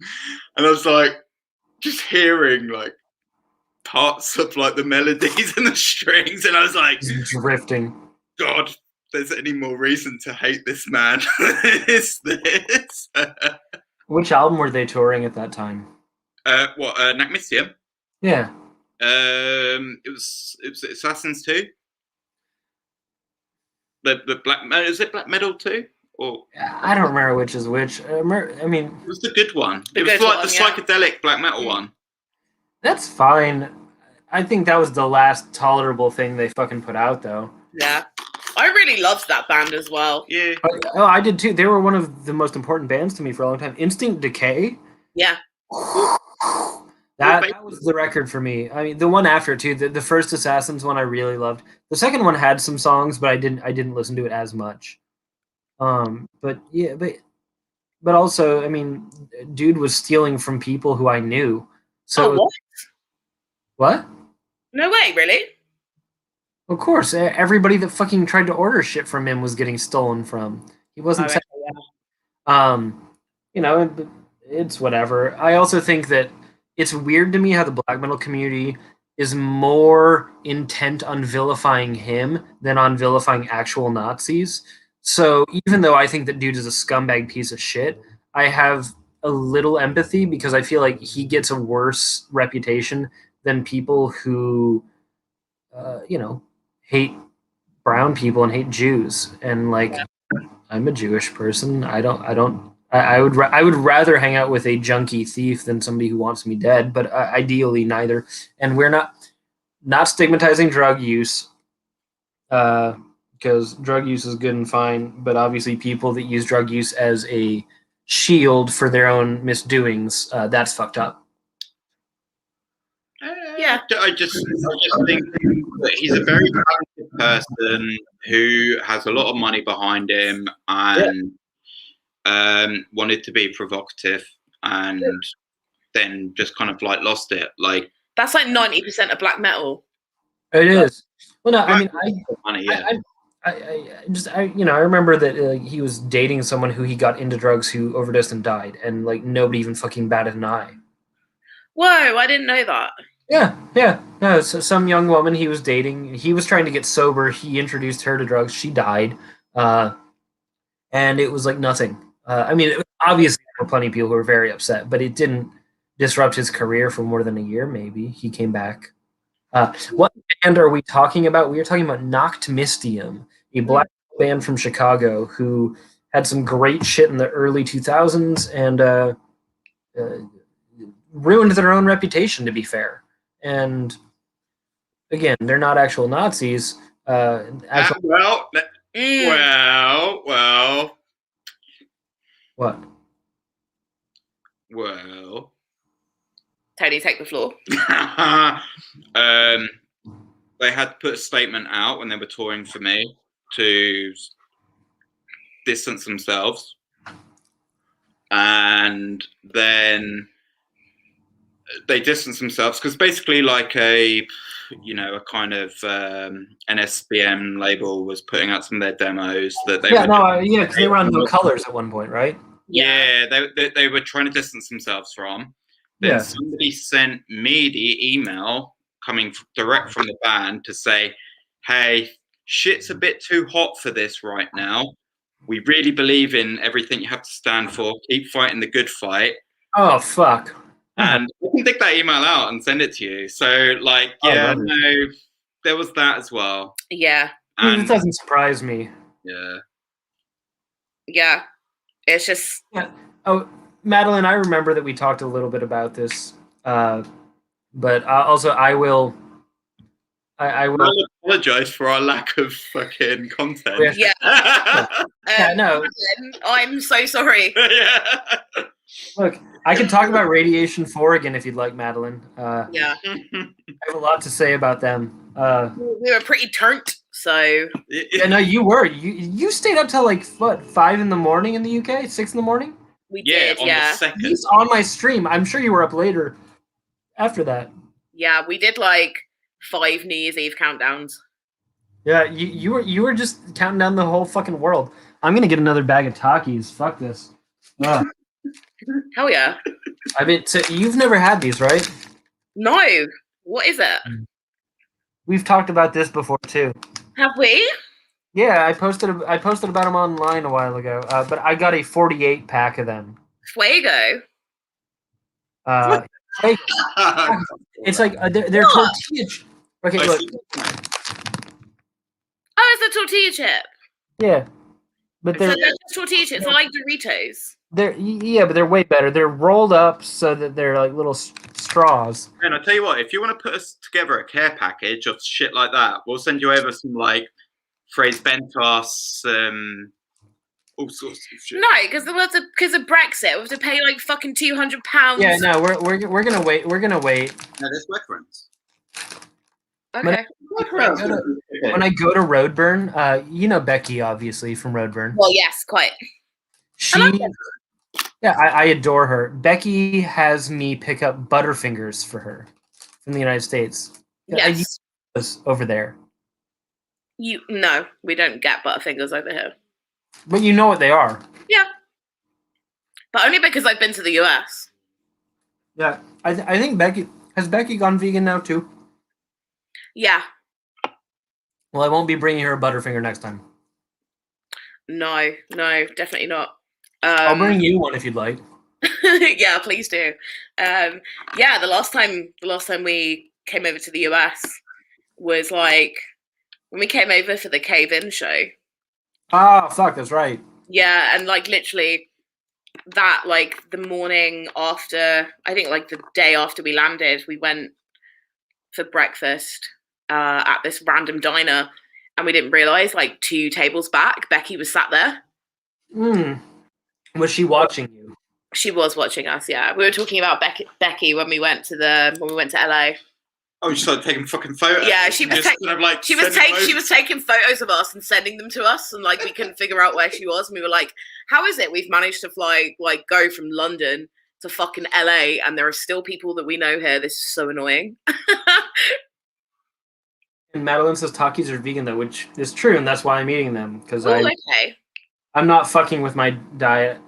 You know, I was gifted some candy and I had to give it away because I can't eat it.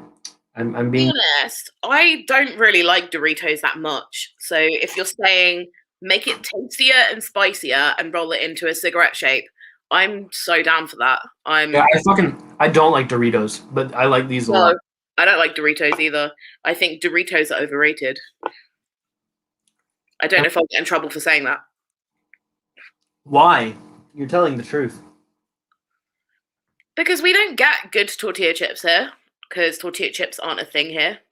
Yeah, because Doritos. Well, yeah, you have no. I mean, Doritos aren't good anywhere. They must be better for you, though, surely. Oh, they're Dorito. It's still a Dorito. But you know how like recipes change. Like I've never had a UK Dorito, but they're not good. No, they're not good. This is wrong. How good it is. I have healthy friends who eat healthy food that still like these. It looks like a Twiglet. Like a what? Again, so a Twiglet is a snack that you can get in the UK, which I will make you try at some point. But they're like kind of they look like twigs, basically. They're like elongated things that look like twigs, and they're covered in, what is it they're covered in? Marmite. Marmite. I've never had that. That's Yeast extract. Have you ever had like Vegemite? No, that's very Australian. Marmite is our version of that. I lived with someone that had a jar of Marmite once, but I never put it on my toast. You never tried it? Oh, it's great. No, it Marmite's wasn't mine to try. It's just like Bovril. And you never asked? Why would I ask? I'm not curious. I don't want to know. So What? Savannah, you said you're vegan now? Yeah, it's been like 3.5 months. Yeah. Mid-October. I had a bag of Reese's cups that I bought in early October because Halloween candy was everywhere, And when I finished the bag of Reese's cups, I've never purchased an animal product since then. Good for you. One of the things we won't be able to send you, but when you come over here, we're definitely going to treat you to, is Greg's vegan sausage rolls. Yo. Isn't that what Piers Morgan got angry about? Yes. Oh, Piers Morgan's a fucking wet wipe anyway. Tell At yes. home what's going He's on. a brat. Also, Does Marmite taste like nutritional yeast? yes, I was just going to say. I love nutritional yeast. I put it on my toast every morning. It tastes like nutritional yeast, but If a lot stronger. Yeah. Oh, that sounds good. I like that. It's like an oil. It's good. It's good. Yeah. And I put nutritional yeast on fucking everything anyway. So that's the jam. Like, I fucking had like this much of a container left, and when we made dinner tonight, I just like dumped it in because I was like, "Yep." Okay, so I have this. This is really exciting talk for YouTube, I'm sure. I have this jar of seasoning that it's nutritional yeast with roasted garlic in it, and like a little bit of salt and pepper, and a little bit of Carolina Reaper peppers, so spicy peppers, garlic, nutritional yeast, and salt. Yes. Where the fuck do you get this from? I don't know if you can get it in the UK yet, but I'll see. But it's this company that makes this hot sauce I'm obsessed with, and they also make seasoning packs. Yo, so that stuff doesn't It's exist so good. here. So here, like in the UK, you can get Nooch, but it's only one brand. Yeah. And it's one brand, and you can only buy it in like health food stores. That's it. You have to go to fucking Whole Foods or something to get it. You can't buy it in supermarkets. Yeah. But we don't have like the level of seasoning. Like, yeah, we don't have that here. So I'm really insanely jealous because Nooch is life. Yeah, no, I'll see if we can get that shit out to the UK. The Nooch is on fire. Yeah. What was that? The Nooch is on fire. Yeah, it's so good. But especially like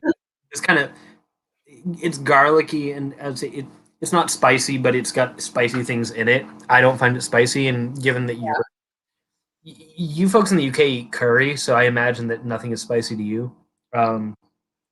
It's fucking amazing. I'm hooked on it. I mean, again, every morning I put like this, the butter, my vegan butter, on my toast, and then I sprinkle this shit on it. And that's basically what I do with just Nooch anyway. But so imagine if it was garlicky and a little spicy. It's really good. It's so fucking good. You're gonna love it. I'll see if we can get it to you. Yes, we've only just had there's like a couple of small businesses in the UK that have started to like try and replicate like fucking everything but the bagel seasoning and shit like that. And I'm aware it's a thing. Isn't that a Trader Joe's thing? Vegan. Yeah, we don't have stuff like that here. Yeah, we got like vegan KFC. We've got McDonald's. Yeah, but like I mean, like seasoning wise, like that's like stuff that like the UK is only just caught up with. It's like, ooh, that's a thing. It's new here too in a lot of ways, to be fair. No, English people don't like flavor. Yeah, we like it bland. Well, yeah, your favorite food is a potato. Yeah. No, that's the Irish. Our favourite food is what would the English best food be? Potato. Potato. No. We don't. The thing is, right then. I say we, but it's not we. Well, yeah, So- because you're Yeah, I don't consider myself to be like an English person. you're not white. No. Well, I'm half. But when I think about English cuisine, it's very like potato based. I used to work with a band called Nashville Pussy, and I'm so sorry. no, Yeah. honestly, some of the best people. No, just the name. Yeah. I've heard good things about them. I remember having a chat with Jeremy, the drummer, and he was talking about how much he loves coming to England because he was just like, "You got the best food ever. You got like roast dinner, yummy. You got shepherd's pie, yummy. You got total yummy. yummy. It's like you got curly whirly, yummy." And I'm like, amazing. And we're not speaking ill of the potato. I love potatoes. No, They're just a very simple, starchy food. It's one of my favorite foods. potatoes are the best. And I've been asked what my main reason is to be vegan. We've talked about this before. I honestly, it was just kind of everything in my life was changing, and I thought that would be a good thing to change too. I'd done it before. I'd stopped doing it. I'd been forced to eat meat for a little while because of my poor health, and my doctors urged me to. And when given the chance to redefine myself and reestablish a sense of autonomy and identity, I thought it would at least be worth a shot to see if my body, because I'm a disabled person with a chronic illness, to see if my body could handle veganism. And I knew full well that I may fail. And there are days where I feel very sick and I think, oh God, it'd probably be easier if I was eating like, fish and eggs or something. But I don't know. It just seemed wise. I have no interest in being preachy, judgmental. I don't give a fuck what somebody else does with their life. I don't think I'm going to save the world. I don't think I'm a better or worse person for it. Just for me, it makes it easier for me to live my life. Also, I like choices, and I've given myself fewer. So now if I have to go look at a menu, I don't have 1,000 things to pick from. I have like 3 to think anymore. It's just like, oh, well, that's the vegan option. That's what I'll have. But no, I mean, I feel like I could crack jokes, but no, just excuse me. It just seemed like something that would be worth experimenting with. Some people decide, like when you're going through a change in life, some people are like, oh, I'm going to change my hairstyle. I'm going to do this. I'm going to do that. And for me, it was just like, oh, I'm going to see how this suits me. I also changed my hairstyle, but Love that. Yeah, I thought that a mullet would be fun. Yeah, some of my best friends are super into their meat, and I love them, and I love their passion for the food they enjoy. And some of my friends are the kind of vegans who are intimidating about it, and I love them too, and I love that they care so much about something that matters to them. I'm not allowed to be a preachy fucking vegan. I'm brand new here. Like I would be an asshole if I was like, I showed up yesterday and fuck you all. Like that's like an ultimate dick move. And Madeline, I don't even know what a DHA supplement is, so probably. And yeah, I think it's a good lifestyle, but I'm also not here to judge. I really could give a fuck. It's live your life while you've got it, right? Here. I don't know. I have a lot of really bad jokes that come to mind that I'm not going to make. Yeah. Well, if I probably shouldn't weigh in. You should. And you've been vegan and you're not now, and exactly, yeah. Yeah, who gives a shit? Dude, the first time I stopped being vegan, like years ago, I was a vegan when I was like 19. I stopped because other vegans were upsetting me. Really? Yeah, they were pissing me off. I wasn't even on the internet. that didn't even exist. I was just mad at other vegans, and I was like, "Fuck you! I'm gonna eat pizza." Yeah. Which it wasn't because I wanted pizza. It's just because I lived in a vegan household, and the people I lived with were assholes. Yeah. I get it. Which is not a good reason. But I was 19. I mean, it was literally 2006. I mean, it's a long time ago. You're young and impressionable and do things for different reasons, I guess. Yeah, I'm a little less vindictive now. I wish I could say the same thing. No, you're living your best life, Jamil. I mean, I was vegan for like 8 or 9 years. Yeah, no, you're good at it.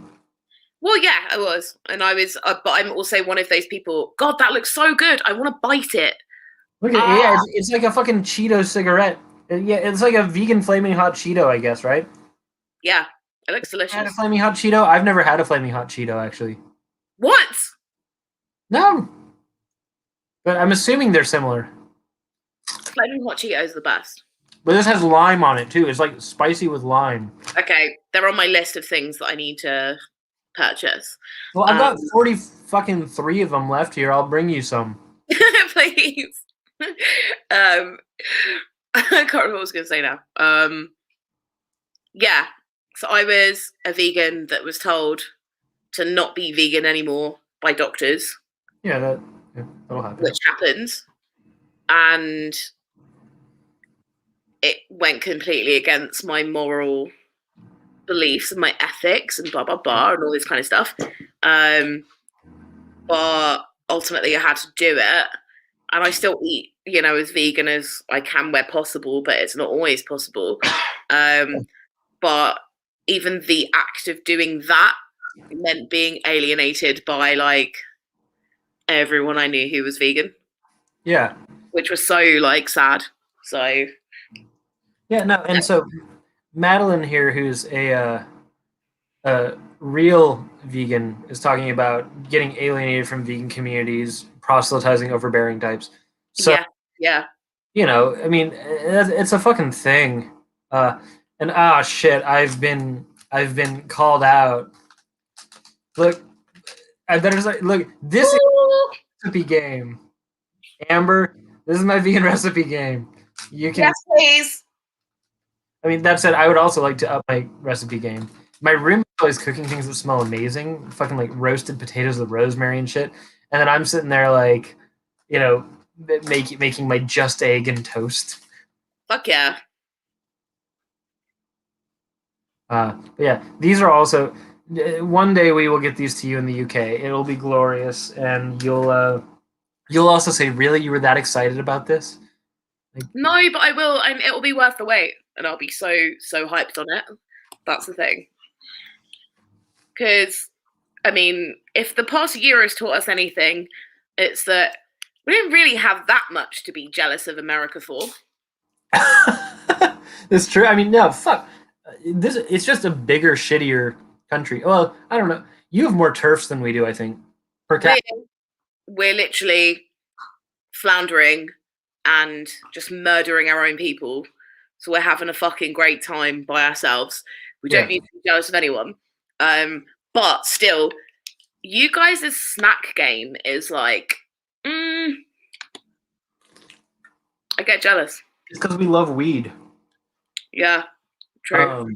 I mean, I'm sure that you guys do too, but from what I've been told by my English friends, your weed sucks. I don't know. For a lot of reasons, I don't know. There is some like good, but it's harder to come by. Yeah, I remember the elated English people at Roadburn, getting the Dutch weed and being very excited, and Mum's net. Dude, fucking Madeline, I love you so much, dude. More spices, I guess. See, Madeline needs her own YouTube channel because she's so much fucking cleverer than I am. Yeah. Madeline, I love you. No, Mum's net. Isn't Glinner on there? Mum's net is my favorite thing in the world. Isn't that where Glinner retreated to? Yes. That fucking asshole. Yeah. guys so much. Mumsnet is like responsible for so much good shit that I can't even describe. Oh God. Like, yeah, he Mumsnet. retreated there, and you know, like the whole penis speaker debacle. Please tell me you know about the penis speaker. The penis beaker? Yeah. Is this like Tracy Beaker's sequel? No, it's nothing to do with Tracy Beaker. Tracy Beaker. Okay, go on. So there is a Twitter page called Mumsnet Madness, which I don't know if you're aware of. No, but I'm gonna follow it. Ben, Mum- it's protection. Mumsnet is a shit show. It is. So this Twitter, Mumsnet Madness, posts all of like the crazy shit that people post on there, basically. It's kind of like the Reddit ships, like, kind of thing. We got the former florist here. Shit, yeah. Yo. So Mumsnet is like, I thought it was just like a place for aging TERFs to go and pretend that they care about their children. Well, yes, exactly. But this It's like Reddit. So this Mumsnet Madness thing is like Reddit ships, but for the British TERFs. Yeah, so they trawl through all of Mumsnet and they post the best of like the craziest shit, basically. Yeah, fuck And these people. it's insane. It's absolutely fucking insane. And one of the top posts of all time on there was about this woman talking about how she didn't understand how all of her girlfriends partners didn't have penis speakers. Beaker. Yeah. So do you know what a beaker is? Yeah, like for science. Kind of, but in the UK, we use the word beaker to refer to like a plastic juice cup the baby would drink from. So like a sippy cup. The kind that's harder to spill out of. Yes. Or just like any sort of like plastic picnic cup. Yeah, that like you would give to a child, right? Child friendly. It's usually got like a handle on either side. Yeah. This. So Penis beaker. Yeah, so she explained that when her and her husband had sexual intercourse, instead of going to the bathroom to clean up, he had a penis beaker next to the bed. So he just pissed into it. That he would dunk his penis into to clean it and just, do that. And he would dunk his into the penis beaker. And she didn't understand why all of her friends were laughing at her when she told them about it. Basically, if you Google penis beaker now, Like, it's as soon as I read it, I got one immediately. Yeah, Tony loves a penis beaker. No. The bedroom is so far from the bathroom. If you Google penis beaker, you'll see the whole entire thread. Yeah. But it's one of the most concerning things I've ever read. Well, it sounds wildly puritanical, but also like lazy and pathetic because like that's not cleaning up and that's vile because then you've got like your dunking fluids on you and then you're just gonna and also what does she do to clean herself? I mean, I don't need or want to know. We don't know. There's been no mention of the vulva beaker, vagina beaker, whatever. But then this reminds me of the fact that I was recently made privy to another product that is geared specifically towards women. You know what I'm going to say, don't you? No, I thought you were going to talk about the Mike Patton dick thing I showed you. I'm happy to talk about Bruce. But anyway, I was made aware of this product that's aimed specifically towards women. That's like a post clear up aid, and you insert it into you like one would a tampon, and it's supposed to like soak up stuff, which is fucking pointless. But one of the main reviews on the website was like, yeah, blah blah blah, and my daughter bought these for me, and all this kind of like it was intense. It was like, my daughter bought these for me after I complained about the fact that the walk to the bathroom after coitus and all this kind of stuff, and it was like, why would you complain about that to your daughter? The most disgusting thing I've ever read. And it's a real product. It's a real product. No. I mean, I don't want to know about anybody having sex. Especially not, like, my parents. And I'm not going to buy them sexual products. Right. And, I mean... I'm going to have to send it to you, because... You're gonna send me some of these because I told you about the walk to the bathroom after coitus? No, I'm going to send you the links to it. I'm not going to fucking send it. I know what you're sending me, Jamila. Yeah. Brexit won't let you send me shit anyway. True, yeah, true facts. You have to pay like a fucking weird ass shipping fee. Yeah. Do you have the pounds now, right? You're just on pounds, no euros anymore? We've never been on euros. I don't fucking know that. I've never been to your island. Yeah. We wanted euros. Amber coming through with the knowledge. Everyone in the world needs to buy a bidet and call it a day and stop being... Hey, honestly. Oi, what was I saying? We literally had this conversation the other day. Yeah. Bidets. Yeah. Gang. We love bidets. Yeah. I was so excited when I... this is going to sound fucking... I was so excited. Last time I was in California, I went back for my friend's funeral. I was not excited about that. But I went to this Japanese restaurant with my parents because it's the one thing I know I can rely on my family for is to take me to dinners I can't afford on my own. And are you going to talk about being excited to wash your ass? Yeah, there was a bidet there, and Yeah. out of order. It was out of order. Good. I was so excited just to see it, and it said do not use. So I didn't get a chance to. I wanted to. I was gonna see what that was about. Not having a B-day. Madeline! Madeline. Yeah. See, if Madeline, I'll stop being transphobic as soon as I can. I promise. I'll say that I can properly support and love you. Yeah. Madeline coming in with a tea. Yeah. And Amber bought one of the stimulus money. See, I don't know what I'm going to do with my stimulus money because it's not like it's very much money. I'll probably just pay my therapist. Yeah, good shout.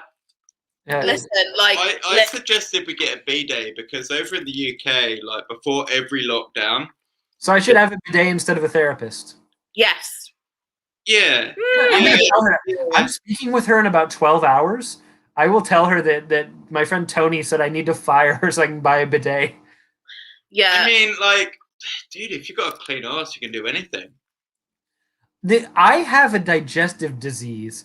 The odds of me having a clean ass, like, I have to have a clean ass. Yeah. Too dangerous not to. The thing is, I'm really excited about people jumping on the bidet thing, right?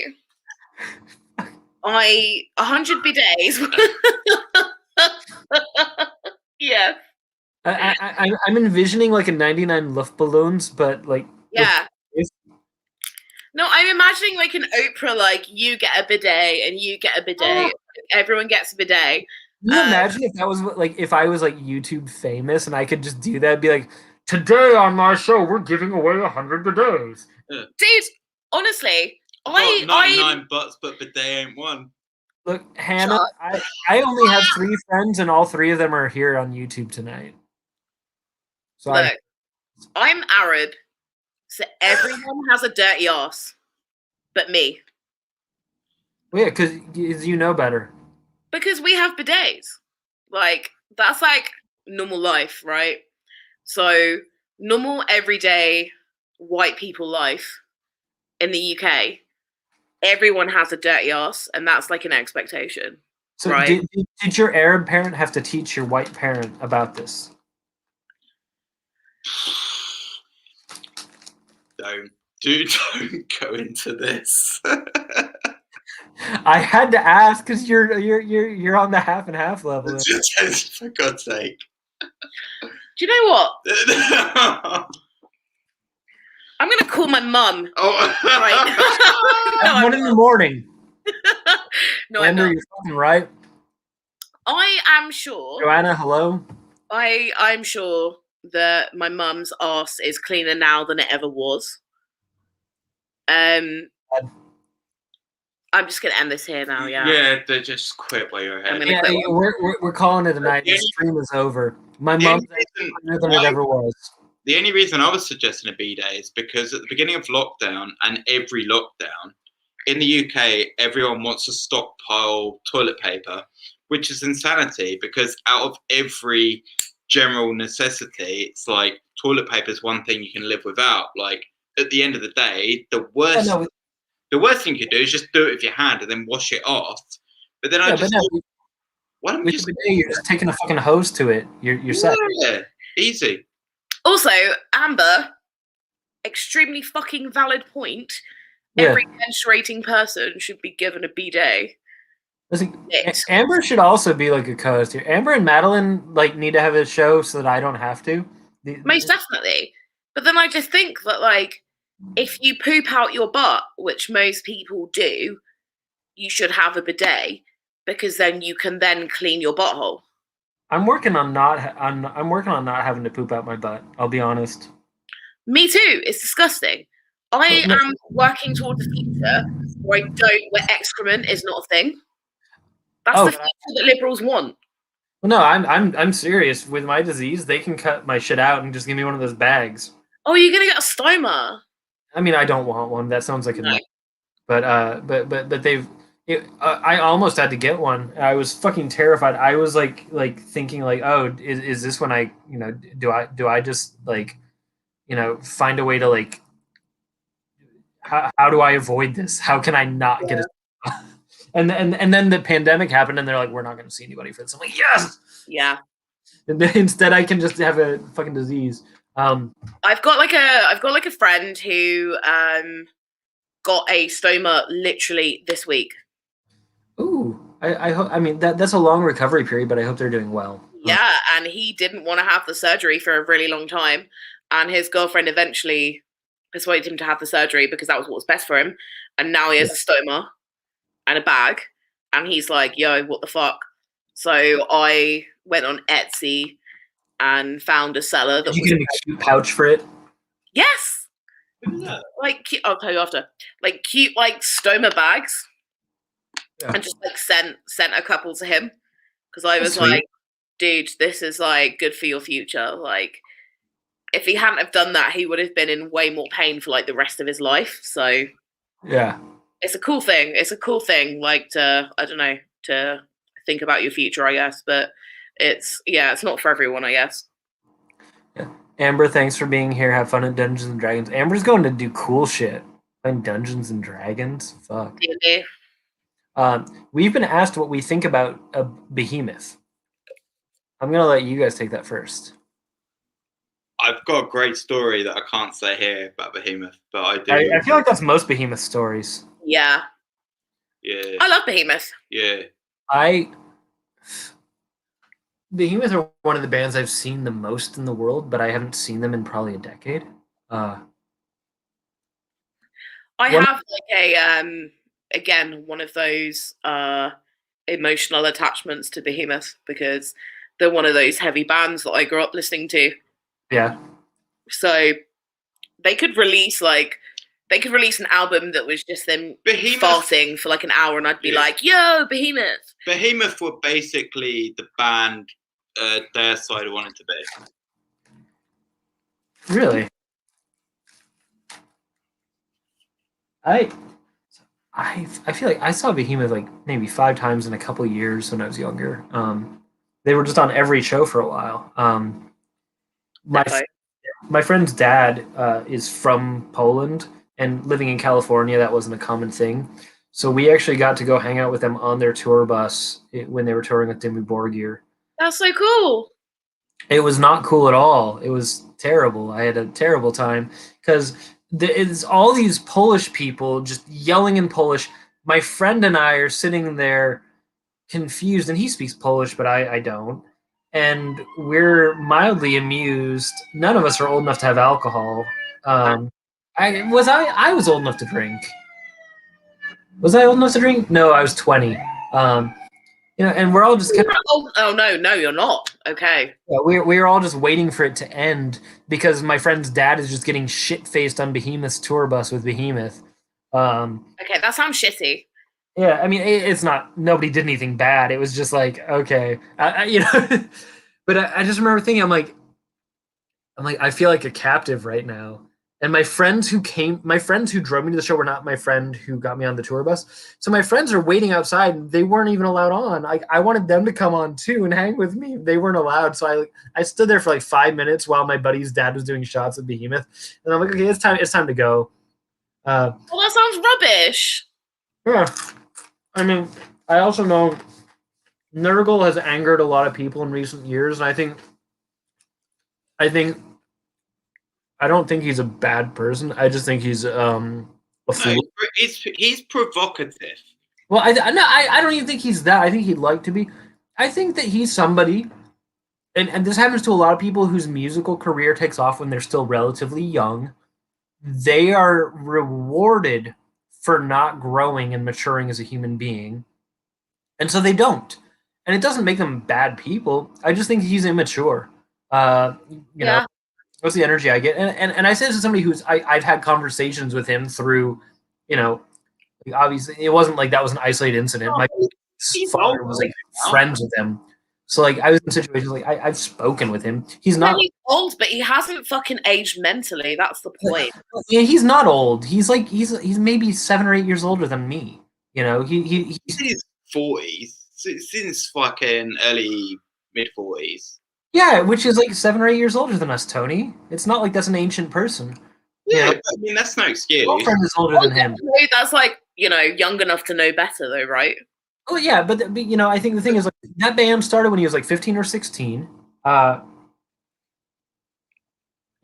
they started to get a moderate degree of attention when he was like 23, 24. Now, like I look at if we want to reframe it into a more successful band. Because I think that this puts it into a better context. And also, it's a band that I'm better equipped to insult and critique because they're my favorite band is The Cure. The Cure never had a regular human existence. They started as teenagers. Robert Smith has been famous since he was like 19 years old. Yeah. That man doesn't live in reality. He lives in... Crawley. He lives in a world where you call somebody to fix a problem for you. Yeah. Lives in Crawley. Lives in Crawley. Lives in Crawley. No, but their bassist. I'm not allowed to say it actually. I have friends who are friends with them. I'm not allowed to. No, I don't think Nurgle's a bad person whatsoever. He's got some stories that I can't say here. But he's playing into it, Of course he is. And also, when you're insulated from regular life, you're not going to understand regular life. I think he understands it more than people that aren't. Like, he's getting a bit of a bum rap. Like, I'll always... I wish he would not take selfies in Burzum shirts. I'll give him... I'll say that much. I think that's stupid. And I think posing with Rob Darkin from Graveland is not a good move. I don't makes him any of those things, but I think that those are decisions that I would not make, and I would say when people look at that and think it makes you look like a bad person, I know why. Yeah. Do any of those things? No, but I can see why other people draw that logical thread. Yeah, but I mean, he's doing it because he's an active lifetime troll. Yeah, of course he is. And I mean, that's very clear from the interactions I've had with him too. But so people are like, oh, this guy is like a white supremacist. I highly doubt that. I think that he's probably a boring liberal. I think he's probably a very unexciting person who gets a little bit of a thrill out of getting a rise out of people. Like, when I say boring, I'm politically, I don't think he's somebody who's like living a radical lifestyle in any given direction. Well, I don't think he or Behemoth are political. No, not at all. Political in the slightest. So Yeah. I No, don't. they're not a Nazi band. I don't think any of that. No, not at all. Not at But all.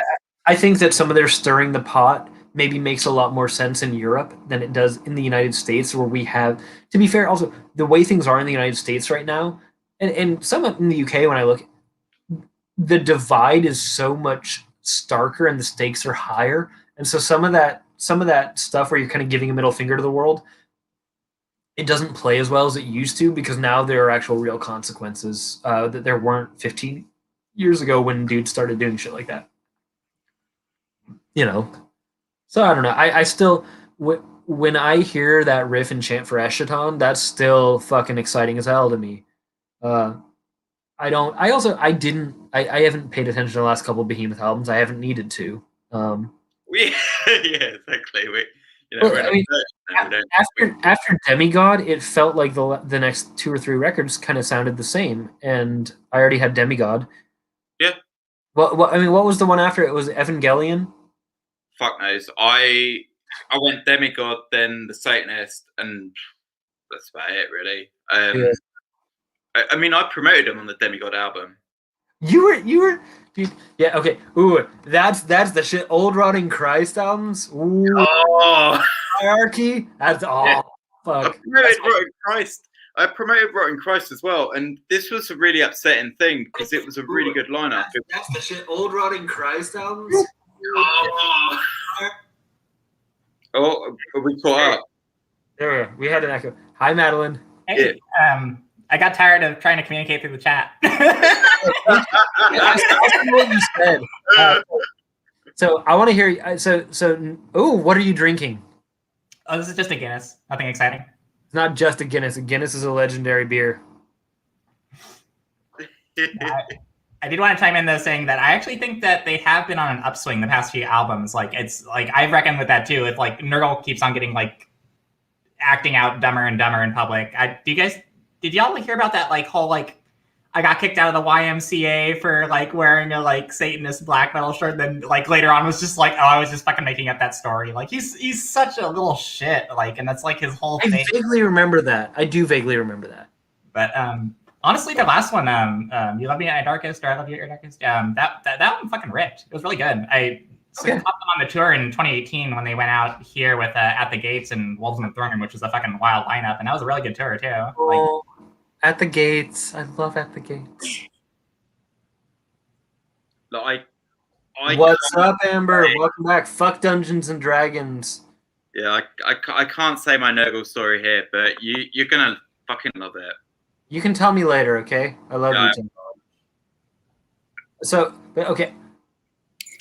I need to say, At the Gates, because I have a story about every one of those bands. Wolves in the Throne Room, one of the first shows I ever played was opening for them, and they were not as friendly to us as I would have liked. That sucks. It was 2008. They weren't even a well-known band yet at that point. They're still not. What? It's still Also, not. the Throne Room is well-known now. Oh, you shush. They were less well-known. They were even more obscure back then. Different shade. But to be fair, I was in the shitty local grindcore band opening for them. I would have been mean to me too. But At the Gates, I finally at Roadburn I've met Tampa, and it's because his wife is my friend, and she told him I'm a big fan and humiliated me, and he gave me a hug, and he gave me fuck, that's right. I cleaned my shit up. I have a plastic penguin that Thomas Lindbergh found on the ground at Roadburn in 2018, and he gave to me as a gift because he knew that it would embarrass me if he gave me a gift. That is fucking adorable. I've never seen At the Gates play live. I've never seen Dysphere play live. I've never seen him perform with anyone other than doing a guest spot with Converge. It kills me. It was cool as hell to see him sing with Converge. But sorry, this is me kind of airing grievances. Yeah. When I met Thomas Lindbergh, he took the piss out of my weight. Good. He was like, you know that side project he did, The Great Deceiver? Yeah, of course. I'm, Yeah. I'm a big fan of his, which is why his wife humiliated me. Absolutely loved them, and went to see them in London at the Underworld. Sparsely attended, like it was really. Was this like 2003 or some shit? Yeah, it would have been. It would have had to be.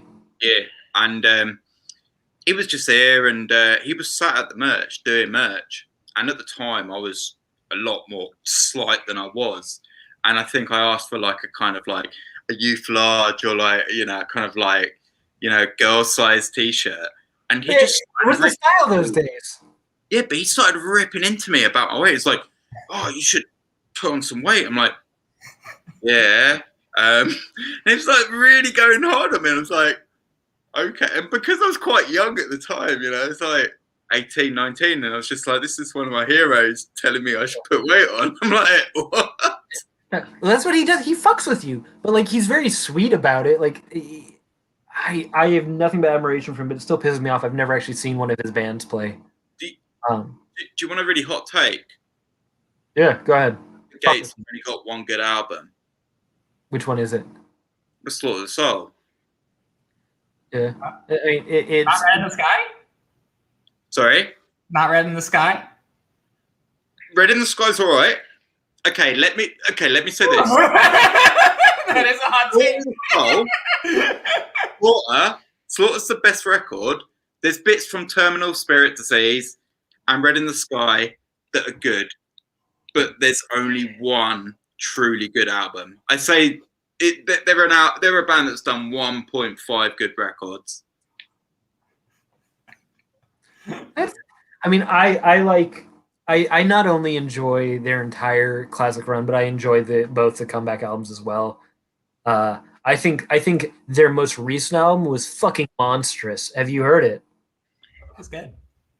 Oh, is that what are they called now? The Haunted? Yeah, no, fuck you. That was good. That was good. But no, okay. You're involved in the music industry, Tony. I know you know. And I don't know if In Flames started melodic death metal either, but they were all early progenitors. I think In Flames, I fucking love In Flames. I've seen In Flames live a few times. They're one of my favorite live bands. I'm a massive In Flames fan. What was that? I'm a massive In Flames fan. What's your favorite In Flames album, Jamila? Okay. That's a really difficult question. Clayman, no. Jester Race? Maybe. This is the thing. If it's like a truly good band, you can't decide on your favorite album, right? So I always loved In Flames, and my very best friend in school was one of the best guitar players I'd ever met in my entire life. And he learned all the riffs from Come Clarity. When we were like 13 years old. Yeah, that's a little late. Oh, that's right. You're a minute younger than me. Not that much younger than you. No, but it makes a big difference. Your teenage years are very long years. Yeah, I think so, yeah. Now it's nothing, but when you're a kid, it's a lot. Well, yeah, but like the thing is, we'd grown up listening to In Flames anyway, so I don't know if I could pick like a favorite In Flames album. I actually think that Clayman's probably my favorite, and I don't think it's because it's their best album. I think it's because it's like my favorite. I know they have better albums. Yeah, it's up there. I definitely if I'm like trying to pick one, Clayman is definitely like on the top 3. It's probably either that or Jester or Lunar Strain. Like one of those. Amber, what album did you listen to from In Flames? And that's a long fucking drive for 3 days. Also, it's nice of your parents to let you do that. My parents would never have let me. I remember getting in trouble for playing Glassjaw in the car when I was in high school. What? Yeah. I mean, Like- I played a lot of bullshit, but that was the one that really pissed off my dad. Because I told him, I said, because in a review in Spin Magazine, they said that Daryl Palumbo from Glassjaw sounded like Elvis Costello, and my dad likes Elvis Costello. Yeah. And to be fair, there's strange. Like, I can hear that, but it's very loose. It's not. No, yeah, like hearing that and thinking, I'm like, I guess I can hear that. No, but I mean, but they're their own thing. But I remember, I'm sitting there literally. I'm 16 years old. I'm applying my eyeliner like in the the passenger's like personal it's a little flip down mirror that and oh my god. But so I'm not allowed to say my favorite In Flames album because you'll all fucking disown me. Go on, Ben. Is it Rewrote? Yeah, of course it's Rewrote to Remain. I think that's That's respectable. I mean, I know that was like the transition point, but it's like no, but that's far and away their best record. Also, It's one of the only ones I can listen to start to finish and not skip a track. Clayman is don't feel mad about that because that album fucking slaps. yeah, but that's it. A lot of Drifter people on don't it. like That it song is like because one of the best songs they ever wrote. Like Drifter is such a fucking good song. Yeah. yeah. Oh, dude, okay, but I think the whole opening salvo, like the first 3 songs alone, are just like this little microcosm of intensity. And when you're 16 years old, it was just like it felt like you're being shot out of a fucking cannon. I have not actually heard the last couple of In Flames albums, Joanna. I've been a bad fan, and also like I've been kind of in like my weird little gothic and black metal hole. And Soundtrack to My Escape was the last album of theirs I actually listened to all the way through. The Quiet Place was the thing. Touch of Red. I remember being a teenager, and Touch of Red was like the fucking jam. Touch of Red. The real OG shit is if you remember Embody the Invisible being on the Tony Hawk soundtrack. I never. I never That's what I'm saying. Madeline knows. Yeah, I absolutely. And That's the shit. favorite band is Type O Negative. Type O Negative. That was oh my god, man! I remember buying October Rust in high school, and that was like a teenage revelation. Oh, that was a big deal to me then. Yeah, Amber was listening to Touch of Red yesterday. Hell yeah! I haven't put that on in a hot minute, but which one? What was the video on that record where I think it may have been Touch of Red, where Anders is walking like pit bulls on chains, like it was so tough.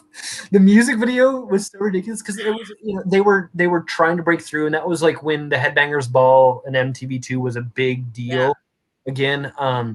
And I know that they were trying so hard to cultivate this image, which is so funny because like when you see In Flames live, I don't know if you guys have seen them. I'm sure you have.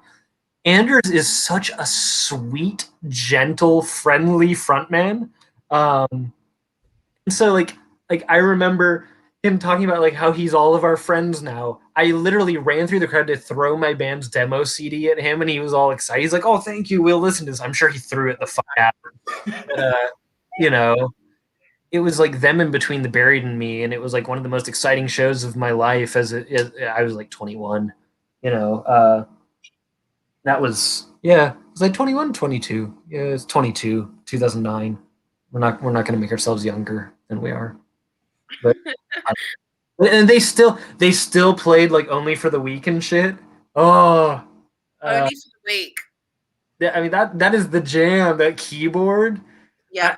If there's keyboards in a heavy metal song and it's not power metal, because I'm not a power metal person, I tried and I can't.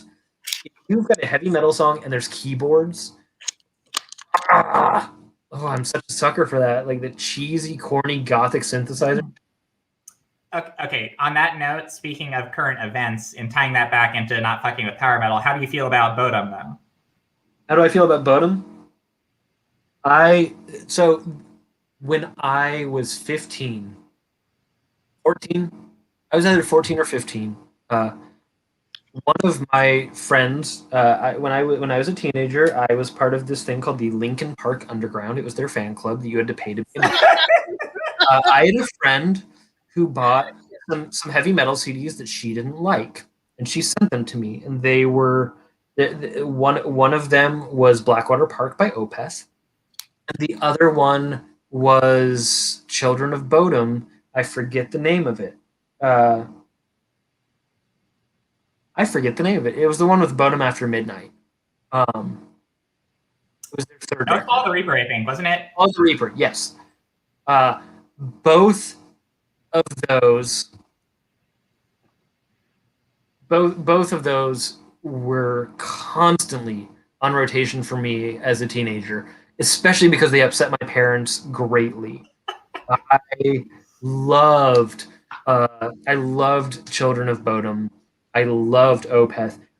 I liked Children of Bodom more because it sounded like a broken video game. But like I also didn't like it because there was no singing. Whereas Opeth had pretty parts where and I was coming from new metal. I was not coming from somebody with an educated perspective. I didn't listen to Iron Maiden. I didn't know any of that. I had dial-up internet. It wasn't like it is now, where you could just go on YouTube and look at related videos to a band you enjoy. I had no fucking concept, and I didn't have a cool older friend. I was the only person I knew who liked music like I liked. I went to a small school in the middle of nowhere. And that Opeth CD felt like a landline. The Children of Bodom CD too.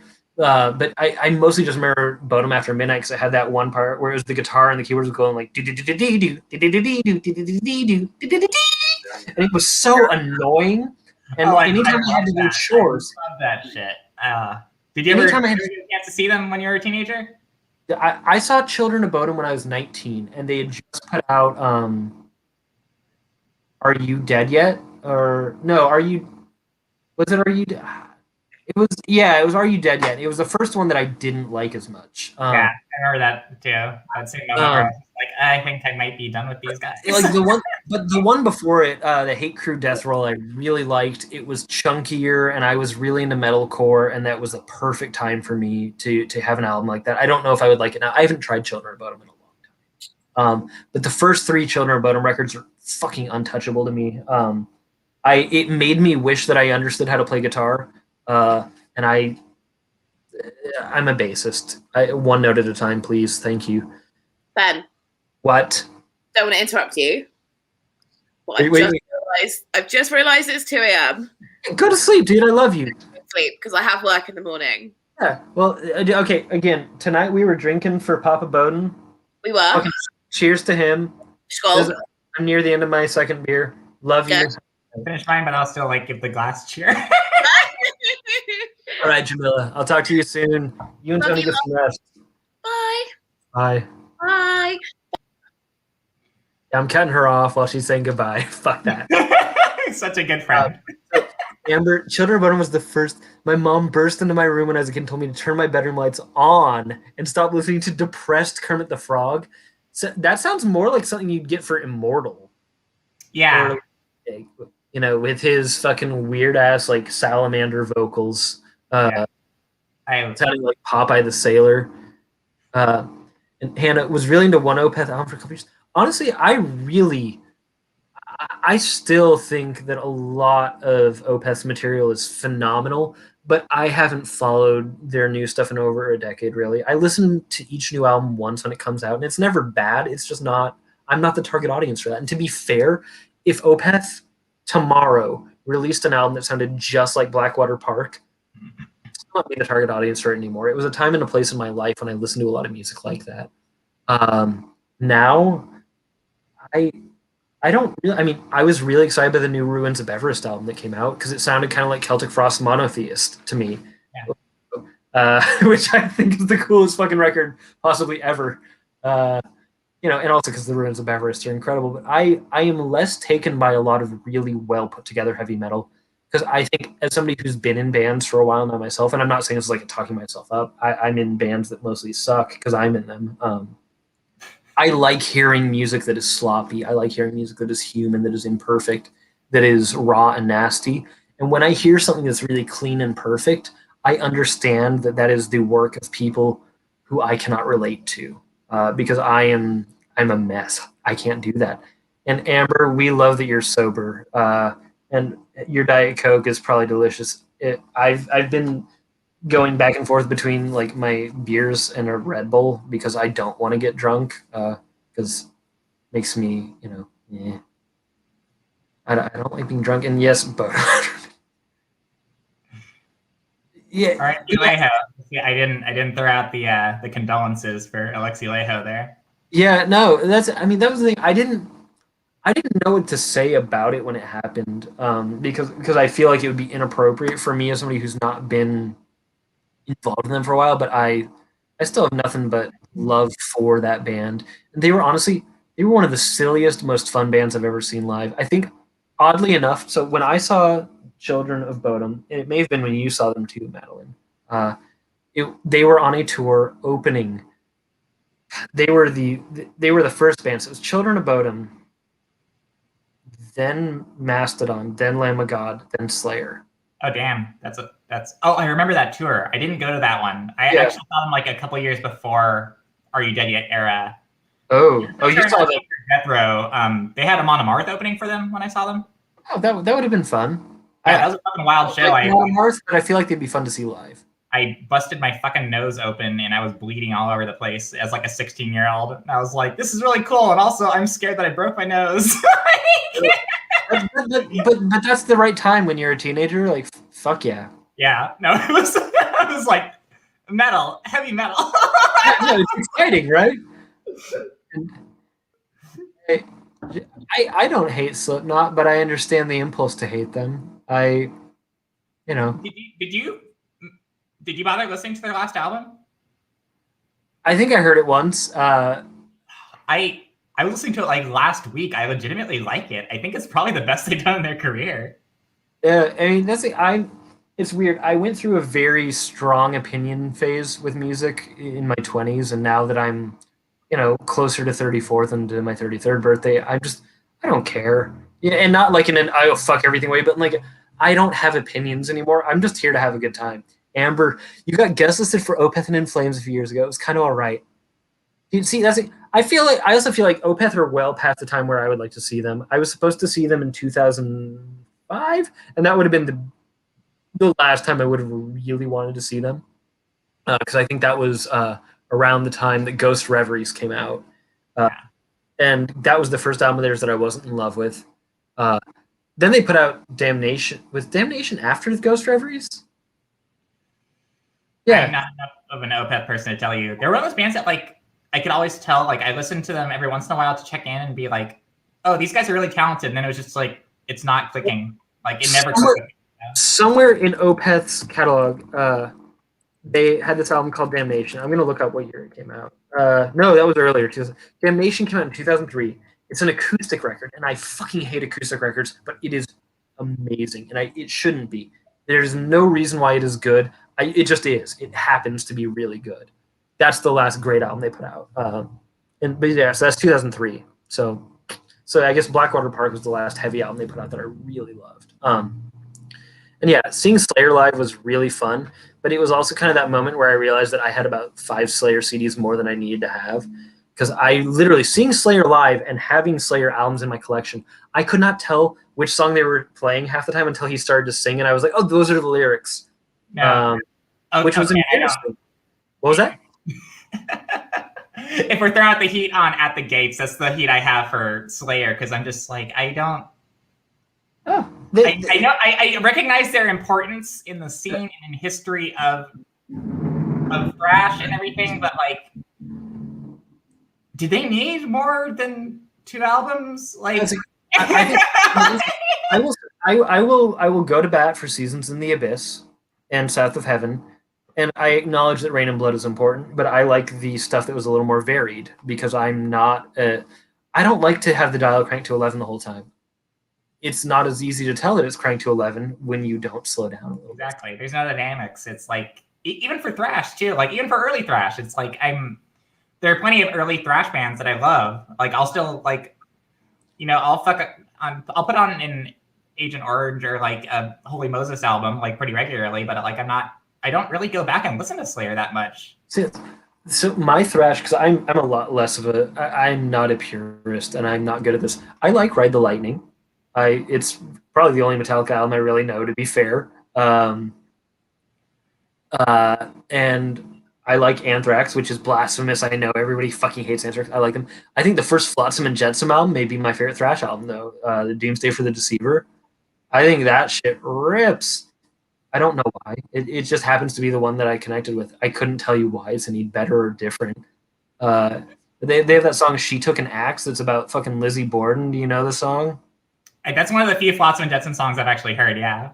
Yeah, it like he hits those high notes. And it's like, oh, that's fucking nasty. It's so good. I think I like when they can actually sing in thrash because it's for some reason in power metal it's not good, but in thrash metal it's like intimidating. It's like King Diamond, man. It's like oh, scary. It fucks with me. Okay, just when I was in grade school, I refused to wear anything except the 2XL Slipknot shirt I got at FYE. Oh, FYE was like one of my first real jobs.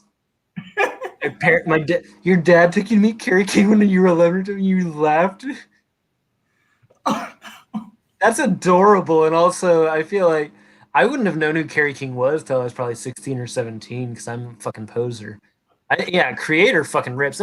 Okay, anytime we're talking about thrash, I'm specifically talking about like the shitty American stuff. Like when we look at European thrash bands, they're on a different level. And also, Creator was so much more aggressive and vicious. And also, I also do love that Creator's always been like vocally fucking like political in the good way. Much like my sweetheart babies, Napalm Death, who I see that you're repping, Madeline. Love him.